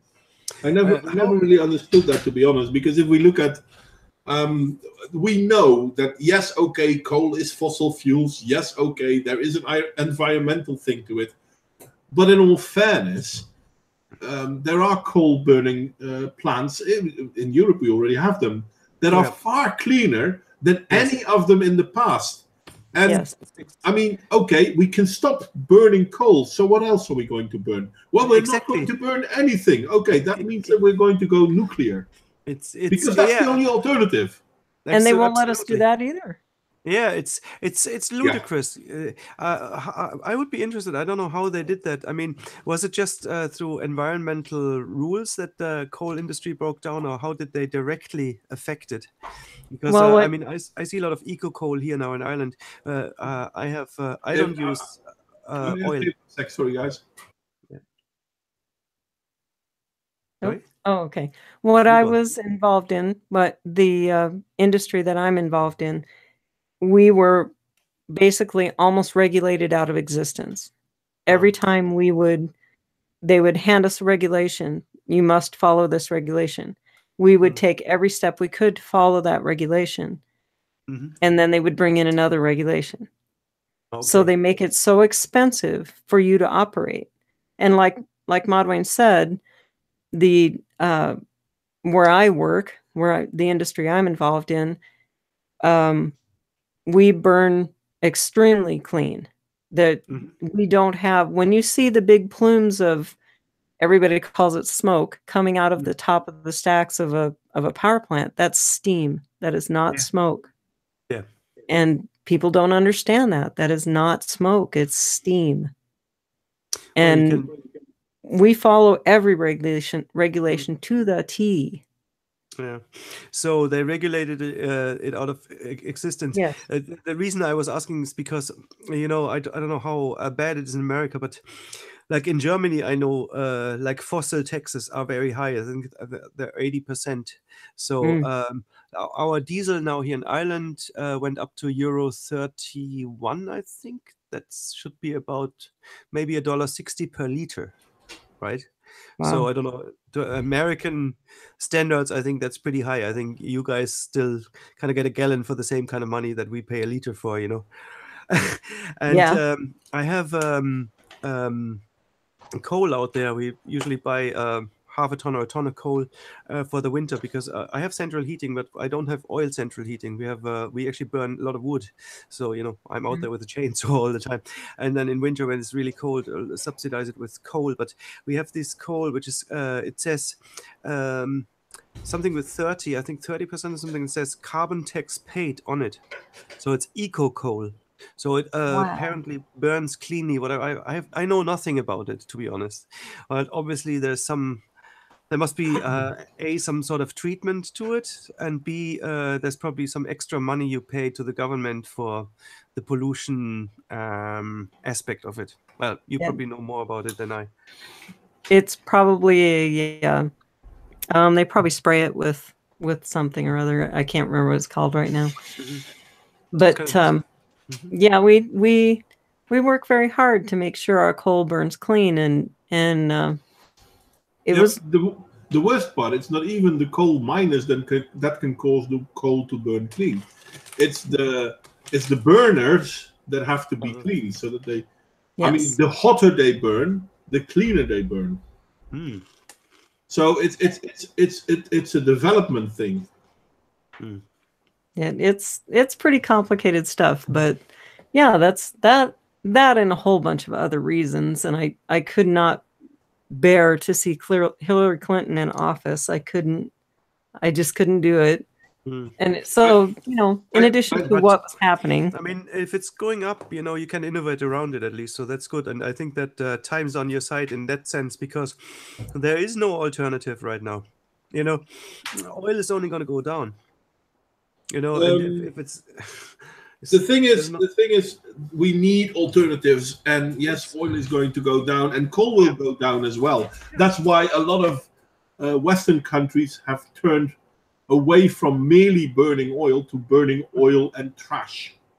Yeah, but the thing is, we can already create biofuels, and yes, okay, we're not really doing that well at the moment either, because now we're still doing that whilst using a lot of foodstuffs like corn and grains to make biofuels. But we can make biofuels from rapeseed. We used to burn, eat edible oil, sunflower oil. Yeah. In our VW van, and that was obviously that's illegal because it's cheaper, and you're not paying the carbon tax. I used to work it's with someone environmentally better, but it's illegal. Yeah, I used to work with someone whose brother had how do you call it, snack bar, where you can get fries and all that. And when the fat they used to fry food in, once it got old, they had to replace it. So they just run it through sieves so that it's absolutely clean, and they could run their diesels on it. Yes, you can. No problem. No We just problem. need the right fuel pump, you know, in your But it's fuel illegal. Yeah, it's Does illegal. it smell like French Did you smell- fries? Yes, it does. No, it does. It actually does. It smelled like you were behind a fast food shop when you were driving. Yeah, but you can change that too, because if you inject, I don't know, it was a small thing, and it's like a syringe, and you just put it in the fuel tank. Flavor. And with that, you change the I think it was the sulfur containment. All right. Diesel flavor. Oh, it would Which- totally give you away. When you're driving It's down the road and somebody smells French fries, they're like, "Oh man, Yeah. But it works. that's against law." And the funny thing is, snack bars, when they have to bring their old fats to specialized organizations to basically destroy it, when it can be used as fuel. Mm. And it really is, yeah, it really is. We know how to make gas from wood. Yeah. Now, I wouldn't say that's a good idea, though, because trees take a lot of time to grow. But we know how to do it. Well, We you know can what make. we burn turf here in Ireland, and that's Yeah. basically trees that have decomposed over thousands of years. Yeah, So we that's we a lot used to do worse. that in the Netherlands too. But for example, we know that if we take corn, a lot of people make biofuel from corn. Why? With the starch from corn, they can make what is it, ethanol or something, which is a good replacement. But you can make biofuel from the stalks. So you can still use the corn for food, and you can use the plant green to create biofuels. Yeah, but we're not really doing that because that's more work. I have a better idea, Modwain. Why don't we make biofuel from politicians? Soylent Green all over again. Unending source of hot air. Yeah, that is true. That is true. Let's but do it. the thing is, there are a lot of green alternatives, and none of them are being used. Now, I'm not quite sure why, and I think part of the reasons why they attacked coal so much is because of big oil. Because big oil is also in competition with coal. Coal is being used to create energy, electricity. And they're also talking about how they want to get our motorized vehicles more on electricity. And then suddenly... I think everybody should own 4 electric cars. Keeps me in business. Well, do you sell electric cars as well? No, I make electricity. It's my job. Oh, okay. It's like everybody needs 2. Well, personally, I would say everyone should have solar panels on their roof, which kind of funny because a lot of people think that means that now all of a sudden you don't need electricity producing outputs. But in all fairness, if I look at myself, I produce as much energy as I use in a year. The thing is, most of that I produce in 3 months.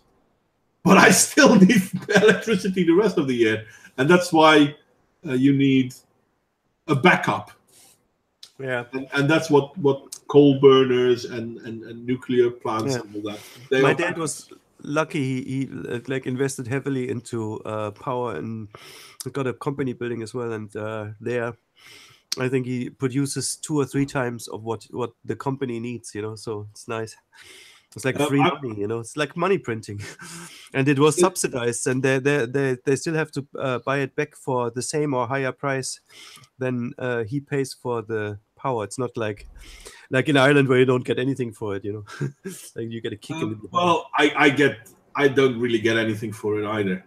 Solar panels in the US are expensive. Anyone know a cheap place for them? Alicia, I don't know how expensive they are. But 20,000. That's crazy. In the Netherlands, I paid about €7,500 for solar panels on my roof that will produce about 3,000 kilowatt hour. Good. which Wow, is that's- basically what I use in a year. So, but it cost me €7,000 to build. Great. At the same time, I'm saving about €1,000 a year. So in 7 years, I have paid them off, but they'll be active for another, let's say, 10 30 to years. 15 years. Yeah. And then you have to replace them. Well, actually, no, they just don't work as good. They will not They go stop down, working. yeah. They They just go down in efficiency. Yeah. A great thing to have. I wish I had some. It's great. Yeah, it's if I'm ever going to move, my next house will have something on the. I will produce my own electricity, whether it be with solar panels or with wind turbines. I'm not sure yet. I'm actually thinking of getting a generator, diesel generator. I mean, I don't know if that's cheaper or more expensive than, but at least to be independent in case there is a crisis, Yeah, and yeah.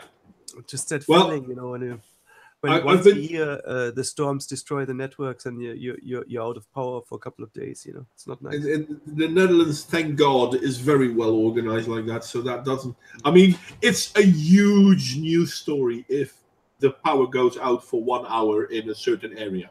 Really? That's Wow. that's big news. God. Big news. Wow. So it doesn't happen often. But I was thinking myself, if I ever were to buy a house big enough, then I would probably try to get a room ready to have saltwater batteries so that I can go off grid. So that I will have solar panels to generate energy, and those energy will be stored in saltwater batteries, which are basically they're safe batteries. There's nothing that can go wrong with them. They can't explode or anything like that. So if there's ever a fire, it's not a big deal. Well, the fire is, but the batteries will not be.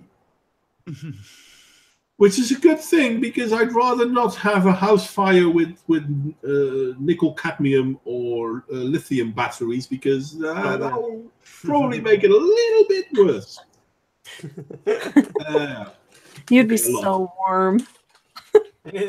Just put them in the shed, and then they freeze, and then they're all fucked. I think that's one of the problems with batteries. You can't low charge them, discharge them, or freeze them. They'll get fucked, and that's the biggest expense with solar panels, is the storage of the power.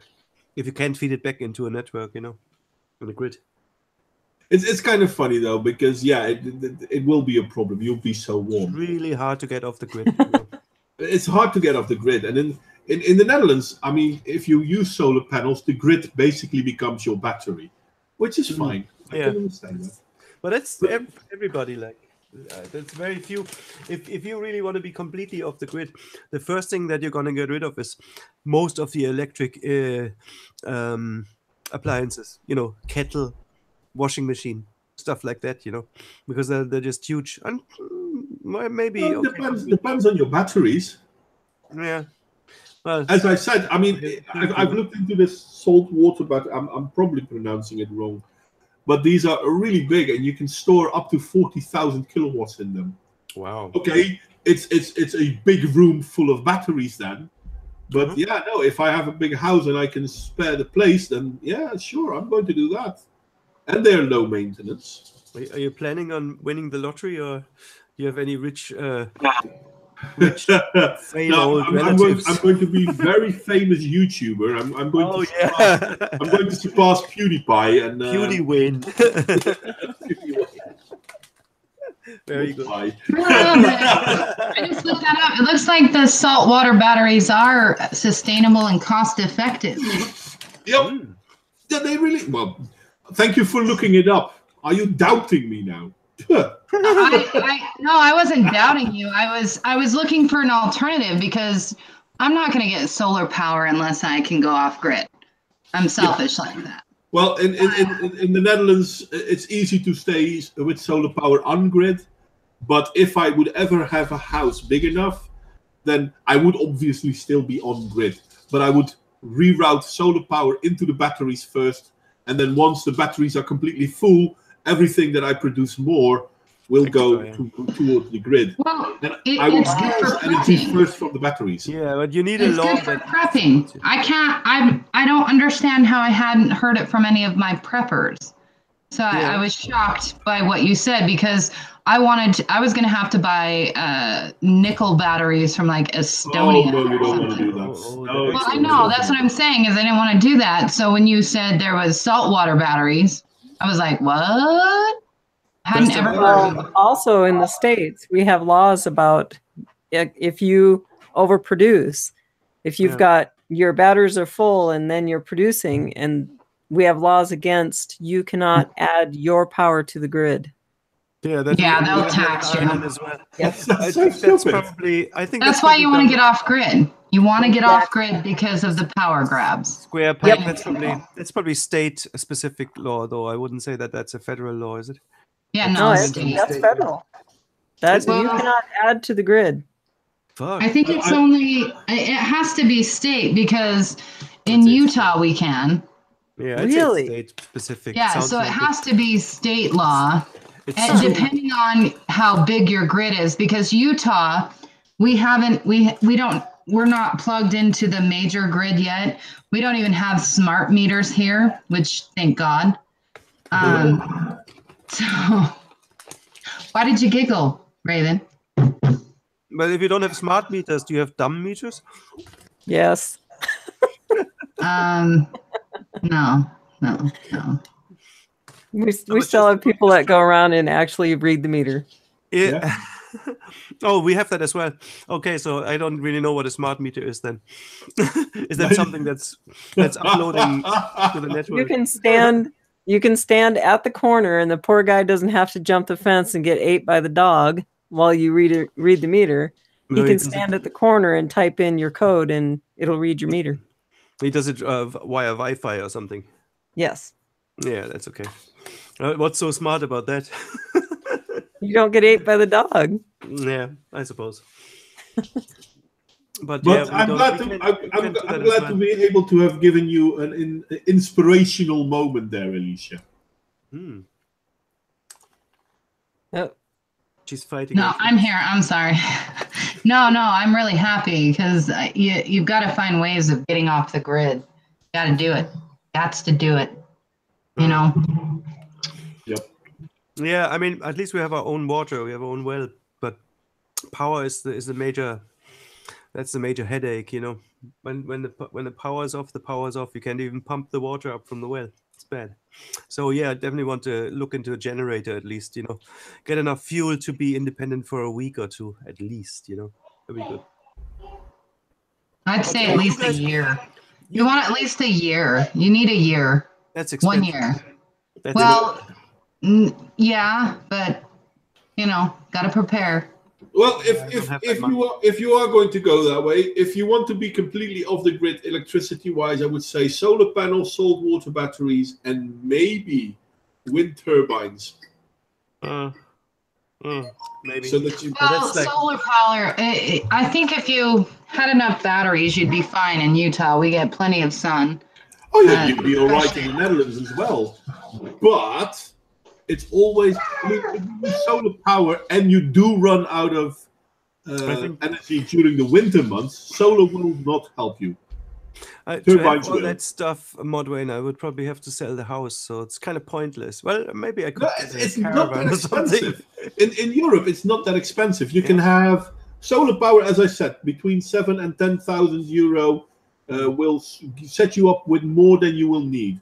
Now, I'm not really sure what the saltwater batteries will cost you, but you can buy a wind turbine.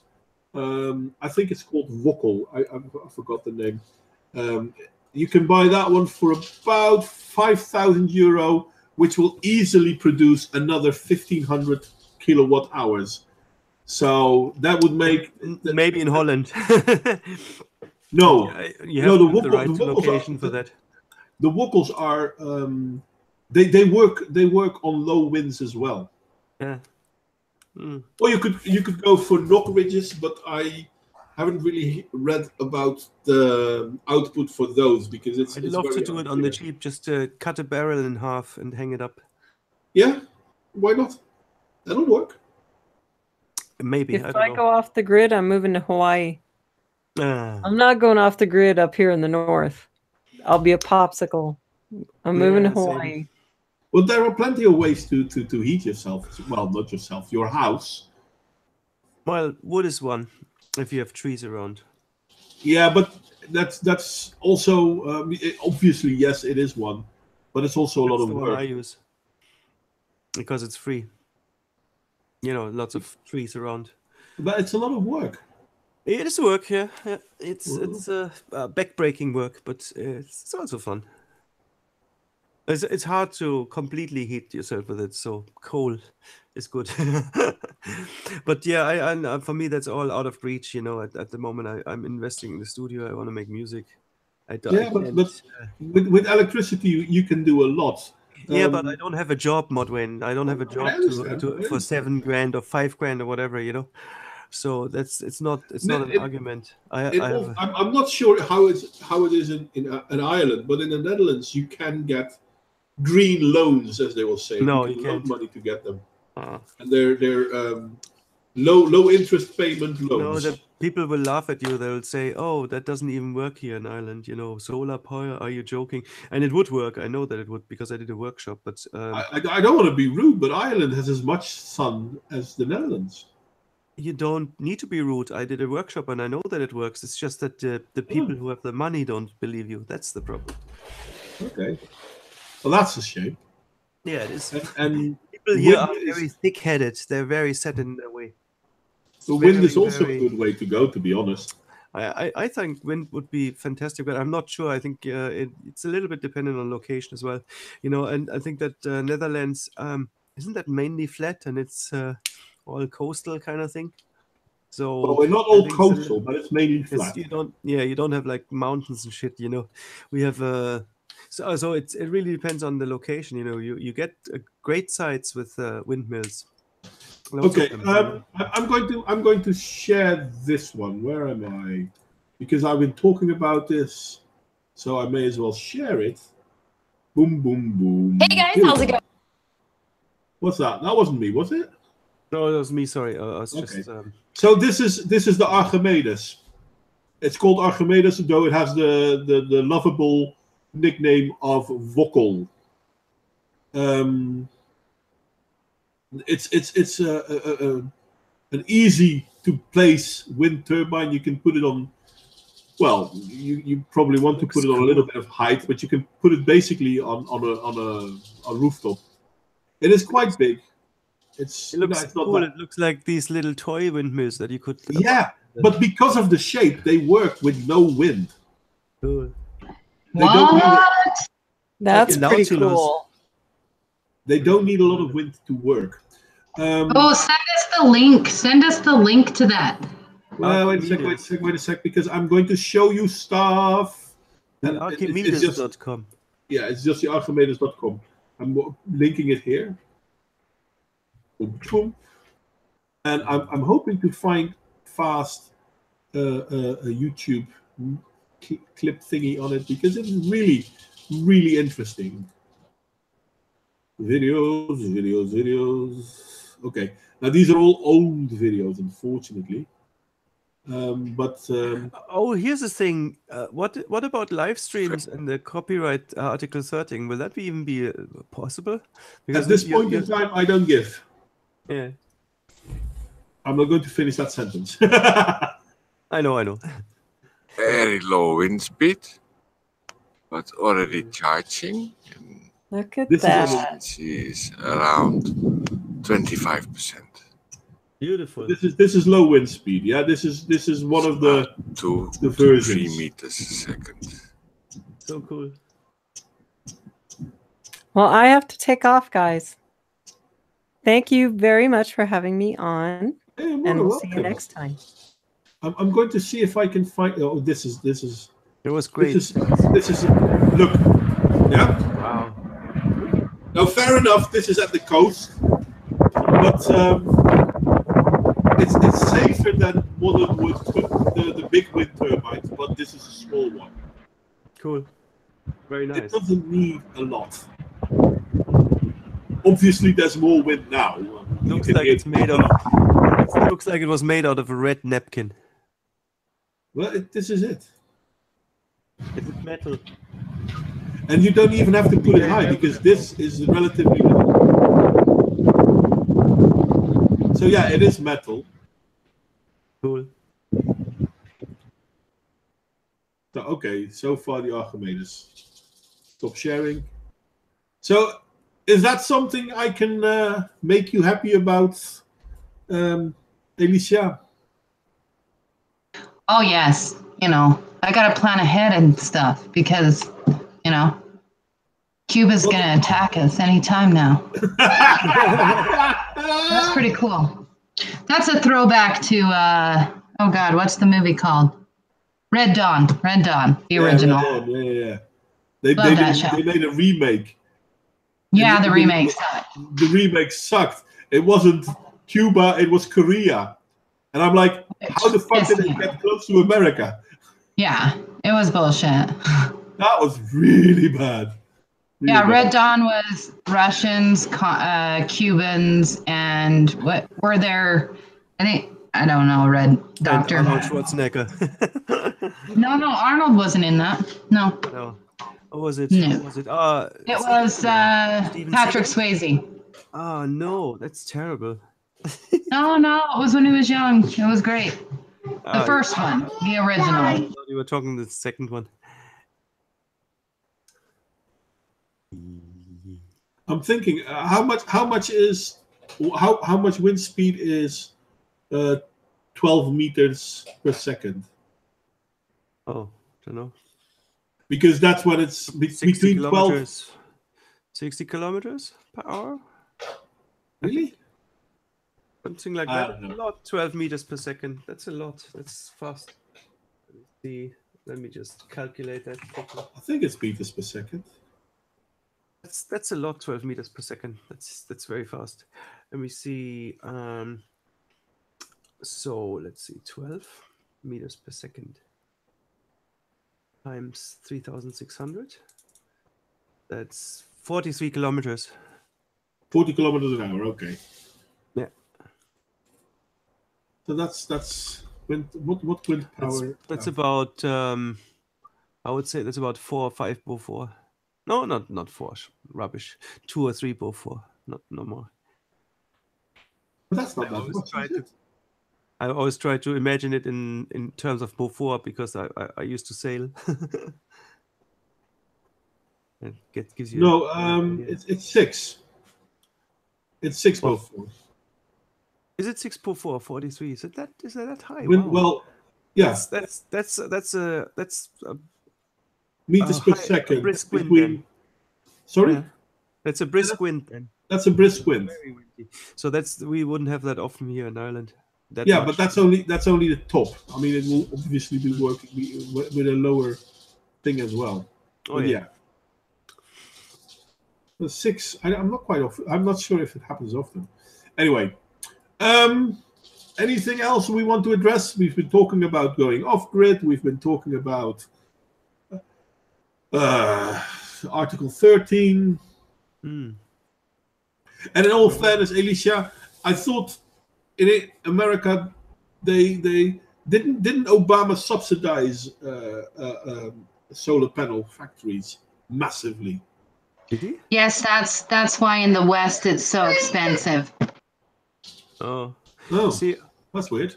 I wanted to say something funny about the off-grid, and was always interrupted. But you Americans have it good because you're already halfway there. You only need half the power because you have 110 volts on your sockets.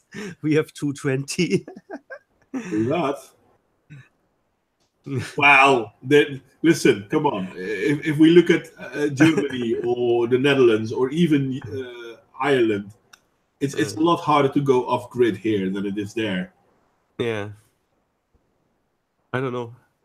Yeah, because there's not a lot of room. I mean, well, Germany, you still have places where you can actually go where there won't be any wiring. But if I look at the Netherlands, it's impossible here to go to a place where the wires aren't there already. You might need to lay the last 10 meters yourself, but something like that. True that. Funny. Anyway, not all panels are equal. True that, Dr. Phobos. True that. Who said that? In the chat, Dr. Phobos said not all panels are equal. Oh yeah, I saw that. Yeah. And I can still remember that when I bought my solar panels, I had a colleague and he's like, yeah, no, I'm going to wait a few more years because they'll probably be better in a few more years. And I'm like, yeah, they probably will be. They'll also be more expensive. But you know what? You can also buy these now and then in 10 years buy new ones that are better, because in 10 years' time, you've already earned back the money you spent on buying them now. Well, if your colleague also had a roof at that time, yeah, and maybe some money to play with, it's always, investment, But yeah, well, in the Netherlands, you can, as I said, you can easily get a loan for it. You really can get a loan for it. I'm sorry that that's not the case in Ireland, but in the Netherlands, yeah. No, in Germany it would have been the same. So that was like a missed opportunity. That was like huge, If you had all the farmers, all the farmhouses, everybody like massively went into solar power.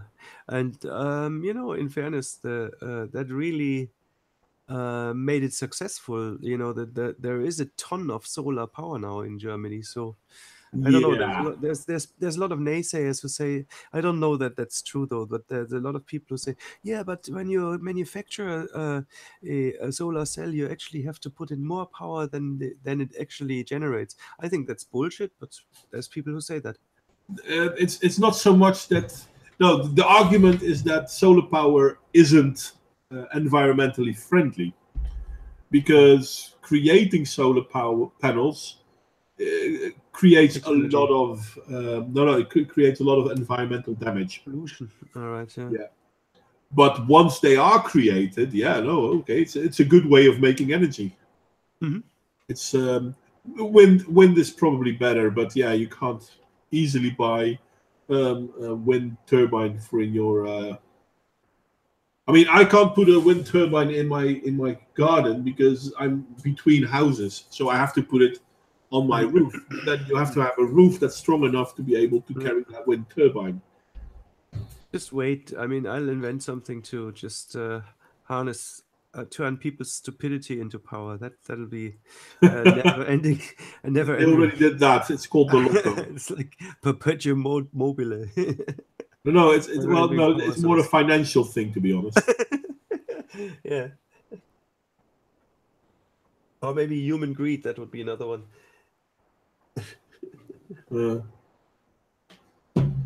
Anywho, anything else to say? I think we're done for today. We're done. So done. It's been fun. Don't forget tomorrow, yeah? Summer solstice, if you're pagan. Summer solstice is tomorrow? Yep, 21st. Oh, goodness. Okay, I guess I better go buy some black and orange candles.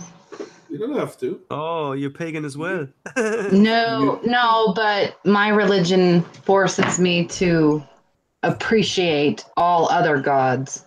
Oh, that's cool. That's very. But the summer solstice is not about the gods, though. It's about the god Mother Earth, right? Yeah. Isn't? No. I have no fucking idea. That's modern bullshit. The summer solstice is that the sun is reaching its highest point, so to speak. Yeah. So everything goes downhill after that day. Yeah, basically, that's it. Nature has to be reborn. No. Let me plug my next video before we go down.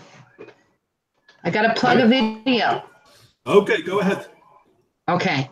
So somebody sent me another video from TED Talks, and it got taken down. So I transcribed the entire thing so I don't get a copyright strike. So the video is going to be another commentary on a TED Talks from Germany, of all places. I think I saw that one. I was actually thinking about making something about it as well. But if you do. Are you talking about the pedophile one? Yep, that's the one. Oh my God. Yeah. In Germany. Are you kidding me? Germany. Jesus Christ. Do you see what you guys teach your fucking kids? Holy fuck. It's disgusting. Oh, that's you mean the one about the government subsidized porn, is it? Feminist porn? No, Okay. no, I'm talking No, no, about no. actual educational things that German teaches. And Yeah, it's not, and you shouldn't feel bad because the majority of the United States does the same thing, because basically we do whatever. So Germany did what we did, and then we do what Germany does, and then Germany does what we did, and then we do what Germany does. It's quite an evil, disgusting thing that the US and Germany has going on. the human centipede, huh? Basically, it's really messed up. But the promising thing about it is that the video was taken down. So you're onto something. Yeah. Well, what I think I understand why it was taken down. I wish it was for good reasons, but I found an article about the Green Party in the 1980s. But they were helping to promote pedophile rights, Wow. pedosexuality, and there's so many weird conspiracies. And I'm not picking on Germany. I'm just saying is that, swear to God, all the sick people in the world come from Germany or the United States. They probably invented anal sex as well. No, but they are home to postmodernism and trust. Oh yeah, the Frankfurt School. Oh shit. Yep. Nuke Frankfurt. Eradicated Well, from the maps. They educated Marx too. Oh yeah, true. True that. And Hitler. No, he's And they didn't educate Hitler, but they voted him in. Yeah. So. Same difference. They paid for his postcards. Don't worry. I'm not picking on Germany. The United States and Germany are like, they're like twin sisters almost. You know, it's quite disgusting. A lot of the eugenics ideas actually came from America, and then you guys did the education thing, and so then we did this, and you guys did that, and it's kind of gross. So I think that I don't know what happens with, you know, in the U.S., in California specifically. We'll go California specifically, and the water in Germany. I'm telling you, I gotta figure out what the hell is in the water in California and the East Coast and in Germany, because we do some sick shit. Oh my god. No, I'm being serious. It's not even funny. I feel sorry for the rest of the world. You make me really curious about the next video, Alicia. Yeah, me too. Well, I didn't go too deep into that part because I wanted to do a full commentary, and it ended up being the full commentary. I've been working on it for 2 days now. It's like 20 minutes long. Oh. Yeah, just the commentary part. So I wasn't really tinfoil about it, but I don't know. I suspect that I have this sneaky feeling that somehow Germany and America have done some crappy things, and I really wish I could find out where it's coming from, but I'm pretty sure we can narrow it down to the US and Germany. Oh, did you see the one that Modwain shared, the pedophile ring, the copper from UK? From the UK. Yeah. That was crazy. Oh yeah. Well, that's the whole thing is that there's just some it goes clear back to Aristotle, right? It goes clear back to Aristotle. So I have this working theory that some controllers invented this, and that it's now been. I don't know where my phone is. Sorry. I have no idea where my phone is. But anyway, my daughter finally got home. So she can take care of the kids now. Wow. Yes, exactly. But no, my theory is that somewhere along the line, somebody understood how easy you could manipulate the population by targeting the children. Mm-hmm. And I'm just trying to find out where it started and how it spread and how to stop it. And what sucks about it is that Germany is really explicit in their education system. And so is parts of the United States. And it always, every time I do these searches, it either comes down to Germany or the United States. So kind of sad. We suck, apparently. When you say explicit, do you mean sexual education, or what do you say? Yeah, well, yeah, it's not even sexual education. I wish it were that. I have no problem with sex ed. Like, so I homeschool, right? Mhm. Okay, so when it was time to teach Raven about the birds and the bees, I found this really great PBS presentation that explained everything, and it was so great. It was very biological. It talked about everything you can think of under the sun, and that's sex education. This isn't sex education. It's sexuality education. Yeah. And Sexual act education. so, it gets grotesque. They're teaching. I'll give you a quick example. In first grade, okay, hold on. I know that feeling. Okay, sorry. I'll just give you a quick example. In first grade, in Australia, they what they do is they read a short story to the first graders, and then they have to come up with an ending, right? So you're like, oh, well, that sounds great. But the short story is very disturbing. It has, I'll just summarize. Anna likes to play in her tent. Her Uncle Joe comes over. Joe goes inside the tent and he starts playing with toys, and then he starts rubbing Anna's back, and then Uncle Joe puts his hand on her knee, and Anna feels a little bit uncomfortable, but she doesn't say anything because she loves Uncle Joe. And slowly but surely his hand goes all the way up till it's touching her shorts, and then they have to write the ending. Ah! What?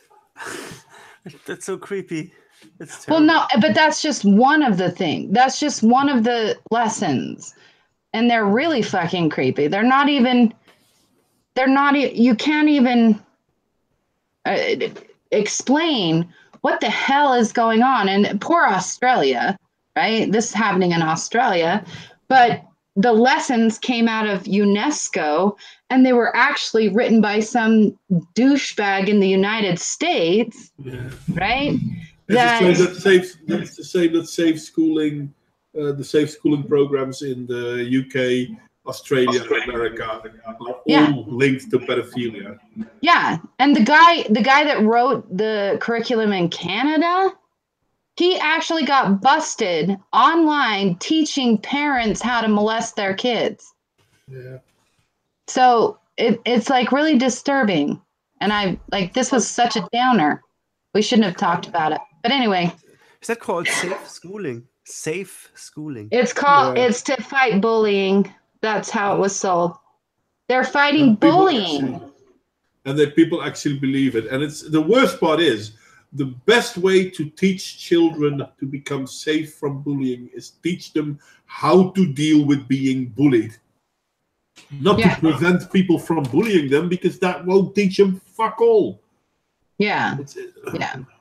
I made a video about this. I think it's almost 1.5 years ago. In the Netherlands, we have a child's ombudsman, and our ombudsman currently is an ombudswoman. And she was talking about how Black Pete in the Netherlands is a problem because black children will be, they will be bullied at school because they will be called Black Pete. Black Pete is obviously with Sinterklaas part of the celebration of St. Nicholas in the Netherlands. And in her own story, she talks about how black children during the summer months, because Sinterklaas is in the winter months, are getting bullied by being called monkeys. In her own example, it's monkeys during the summer and Zwarte Piet during the winter. So she wants to disallow Zwarte Piet in the Netherlands. Now, or you could teach these children how to deal with being bullied, because if you don't allow Zwarte Piet, they will be bullied as monkeys for the whole year instead of half a year, apparently. So how are you helping these children by taking away the bullies? And the worst part is, she is a pedagogue. She should know better. But it's all about the narrative.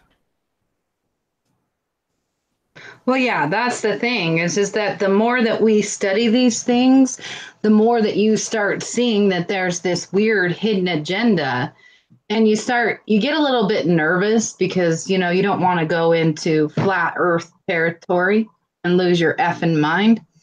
But, because that obviously the earth is not flat, it's round. Maybe we'll get some flat earthers coming and watching because I said that. But well, I've actually made a few debunking videos on flat earth, but well, no, not a few. Yeah, that's actually true. I think, oh my gosh, you know what's funny about that? That is actually how I found you, was your debunking of flat earthers, because I had heard, I saw it on my news feed, like somebody had posted that the earth was flat, and I was like, what is this bullshit about? And so I did this like do you ever just want to learn something so then you go on a tirade? And that's when I first saw your video. It was actually a flat earther debunking video. It's pretty great. So that's funny that you mentioned that. That's how I found you. Ah, well, so many things we have in common. I actually liked making that video, to be honest, because I do think, and I know I'm tooting my own horn, but I do think I made a few good points in that. Oh, you did? The one that I particularly liked is the one of, well, but we can only see a flat earth. And this is something that a lot of people don't seem to address. But yeah, I mean, our earth is so big that 1 degree of curvature is more than 111 kilometers. We can't see more than 111 kilometers. No matter how good we look, our eyes simply won't handle it. And if we take, for example, a telescope, yeah, sure, you can watch 111 kilometers away, but you won't see 111 kilometers wide. You know what I love? I love this argument that they really claim that when you have a ship and it's sailing over the horizon, you know, sailing away, that it's not cut off at the bottom. They just say, why does it stay always visible? It just gets smaller and smaller. So they actually deny that effect. Yeah. That, no, that's actually not true. If you have a powerful telescope, you'll actually see this ship sinking, just like the sun. You know, it will be half, and then there'll be only the mast, and then there'll be only the top of the mast, and then it's gone. And I have to see the curvature. Yeah, I kind of addressed that too with. I really like that one with Grover, the near and far thing. Yeah, but how come we can see something that is far, far away, but we can't really see it well? Well, obviously because it's small. Now, wait a second. Now, near and far works a little bit different than that. They had a lot of stupid points, and it was actually a response to people saying, okay, well, if you can prove me wrong on this, then I will believe in a round earth. And I'm like, I did prove you wrong, and you still won't believe. Well, people say it's a psyop, right? It's done to discredit the entire tinfoil, like people like me, people that believe in conspiracy theories, that they did it as a way of discrediting conspiracy theories. Yes. All right. So if so just the whole genre, right? Yeah, it's like a genre thing. Like if I don't know, if you can take down enough, make them look like idiots enough, then people won't pay attention to them anymore. Oh, yeah, but unfortunately, this is also rather a large group. And unlike feminists, these are truly ignorant to reality. It's amazing. Yeah. But at least they're interesting. At least they're interesting. Feminists aren't interesting. So at least if like you're watching their videos, at least they're a little bit interesting. They're not like whiny or anything. They're just like, what about this and this and this? Don't forget chemtrails. I believe in chemtrails. Oh my God, really? You do? It's really easy to prove, Real Raven. Okay, I'm going to tell you how to prove it. Okay.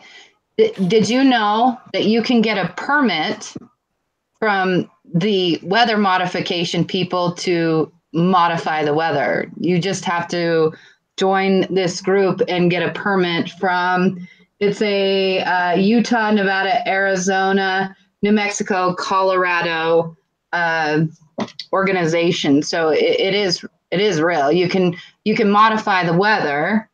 Yeah, with these hail, there's these hail flyers, right? To induce, what is it, hailstorms or something. So again, so what you're doing there is, so you're buying into the psyop thing, right? So you hear people saying, okay, the chemtrails are causing us No, but that's to condensation. get sick and shit like that. Yeah, no, I know that the trails of like I'm not saying engine, that's condensation, man. I'm not talking about that, and neither is anybody that believes in chemtrails. This is very specific chemicals added and put over the top of the population for a very specific reason. I don't know what the reason is. I wish I could tell you, but we have whistleblowers from the US military that are talking about it. We have patents proving it. And you can get, any corporation can join and buy permits to change the weather. I mean, it's not, and also we know that the United States was toying with weather modification via planes during Vietnam. It's not, the problem is it's the same thing with flat earthers, right? So the problem is there's some truth to it, but then the only people being heard are the ones that are exaggerating it and making it sound stupid. So it's kind of like, the best way to explain it is that when people show Alex Jones saying they're turning the frogs gay, right? You've heard that, right? Yeah. Okay, so there's this scientist. He's black. I don't know why I have to mention that, but he was hired by a chemical a fertilizer company to study a certain area in California to see if their waste was causing any problems. And he was studying the amphibians, and what he noticed is that the frogs that were male frogs were starting to grow ovaries and starting to be able to have babies. So no, it wasn't turning the frogs gay, it was turning them into girls. Yeah. And the guy came forward and he had death threats, and there was this big inquisition. And it was proven that, I think it's astrazine or something like that, in the water can cause reptiles to turn from male to female. Yeah. Wasn't it like plastic, some sort of plastic pollution or dioxins? Yeah, I don't know, some sort of chemical that you get from breaking down, plastic packaging and stuff like that. Yeah, well, I have, but that's what I'm trying to say is that it's the same thing. If so, say, oh, it's turning the frogs gay. It's not turning the frogs gay, but that's what they like to do. They play psyops on people to discredit them when something has really happened. But that's why I always try to take things from the most conservative point of view. It's not like conservative politics, but conservative as what I'm really thinking and what I'm really feeling. I rail it back like way the fuck far, just because you have to be overly cautious when talking about sinister things, lest you create flat earthers. But you will have to work with motivation, I mean, if you say something like, let's say fluoride, for instance, that thing, then you'll have to ask yourself who would benefit from it, like chemtrails as well, who would benefit from, something that's exactly going to cost millions and millions of dollars, to treat a whole population with certain chemicals. Then you have to come to that. Well, but see, with fluoride though, they have there's a case right now in the courts for that. But with fluoride in America, right? We pay for that with our own money, so we're literally paying for ourselves to be poisoned. Mm-hmm. And fluoridized water, which is kind of superfluous, probably.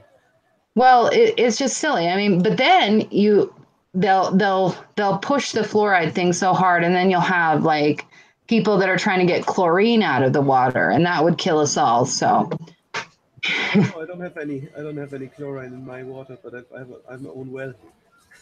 Well, yeah, you're in a safe area. We're talking about, in big cities. I can't, like, if you think of, I can think of cities in California right now. I mean, they're suffering from like third world crap right now. It's like ridiculous. Yeah, California is the richest third world country in the world at the moment. That's crazy. People are getting like, oh, sorry. Yeah, I am going to try and stop this. I mean, we keep starting new topics, which is great, but it's 2 a.m. and yeah, it's time to go. Old man and all that. And I still, well, no, I'm not going to start again. I do want to thank everyone for coming. Alicia's video will be out soon. I need to make a video where I'm going to. 13.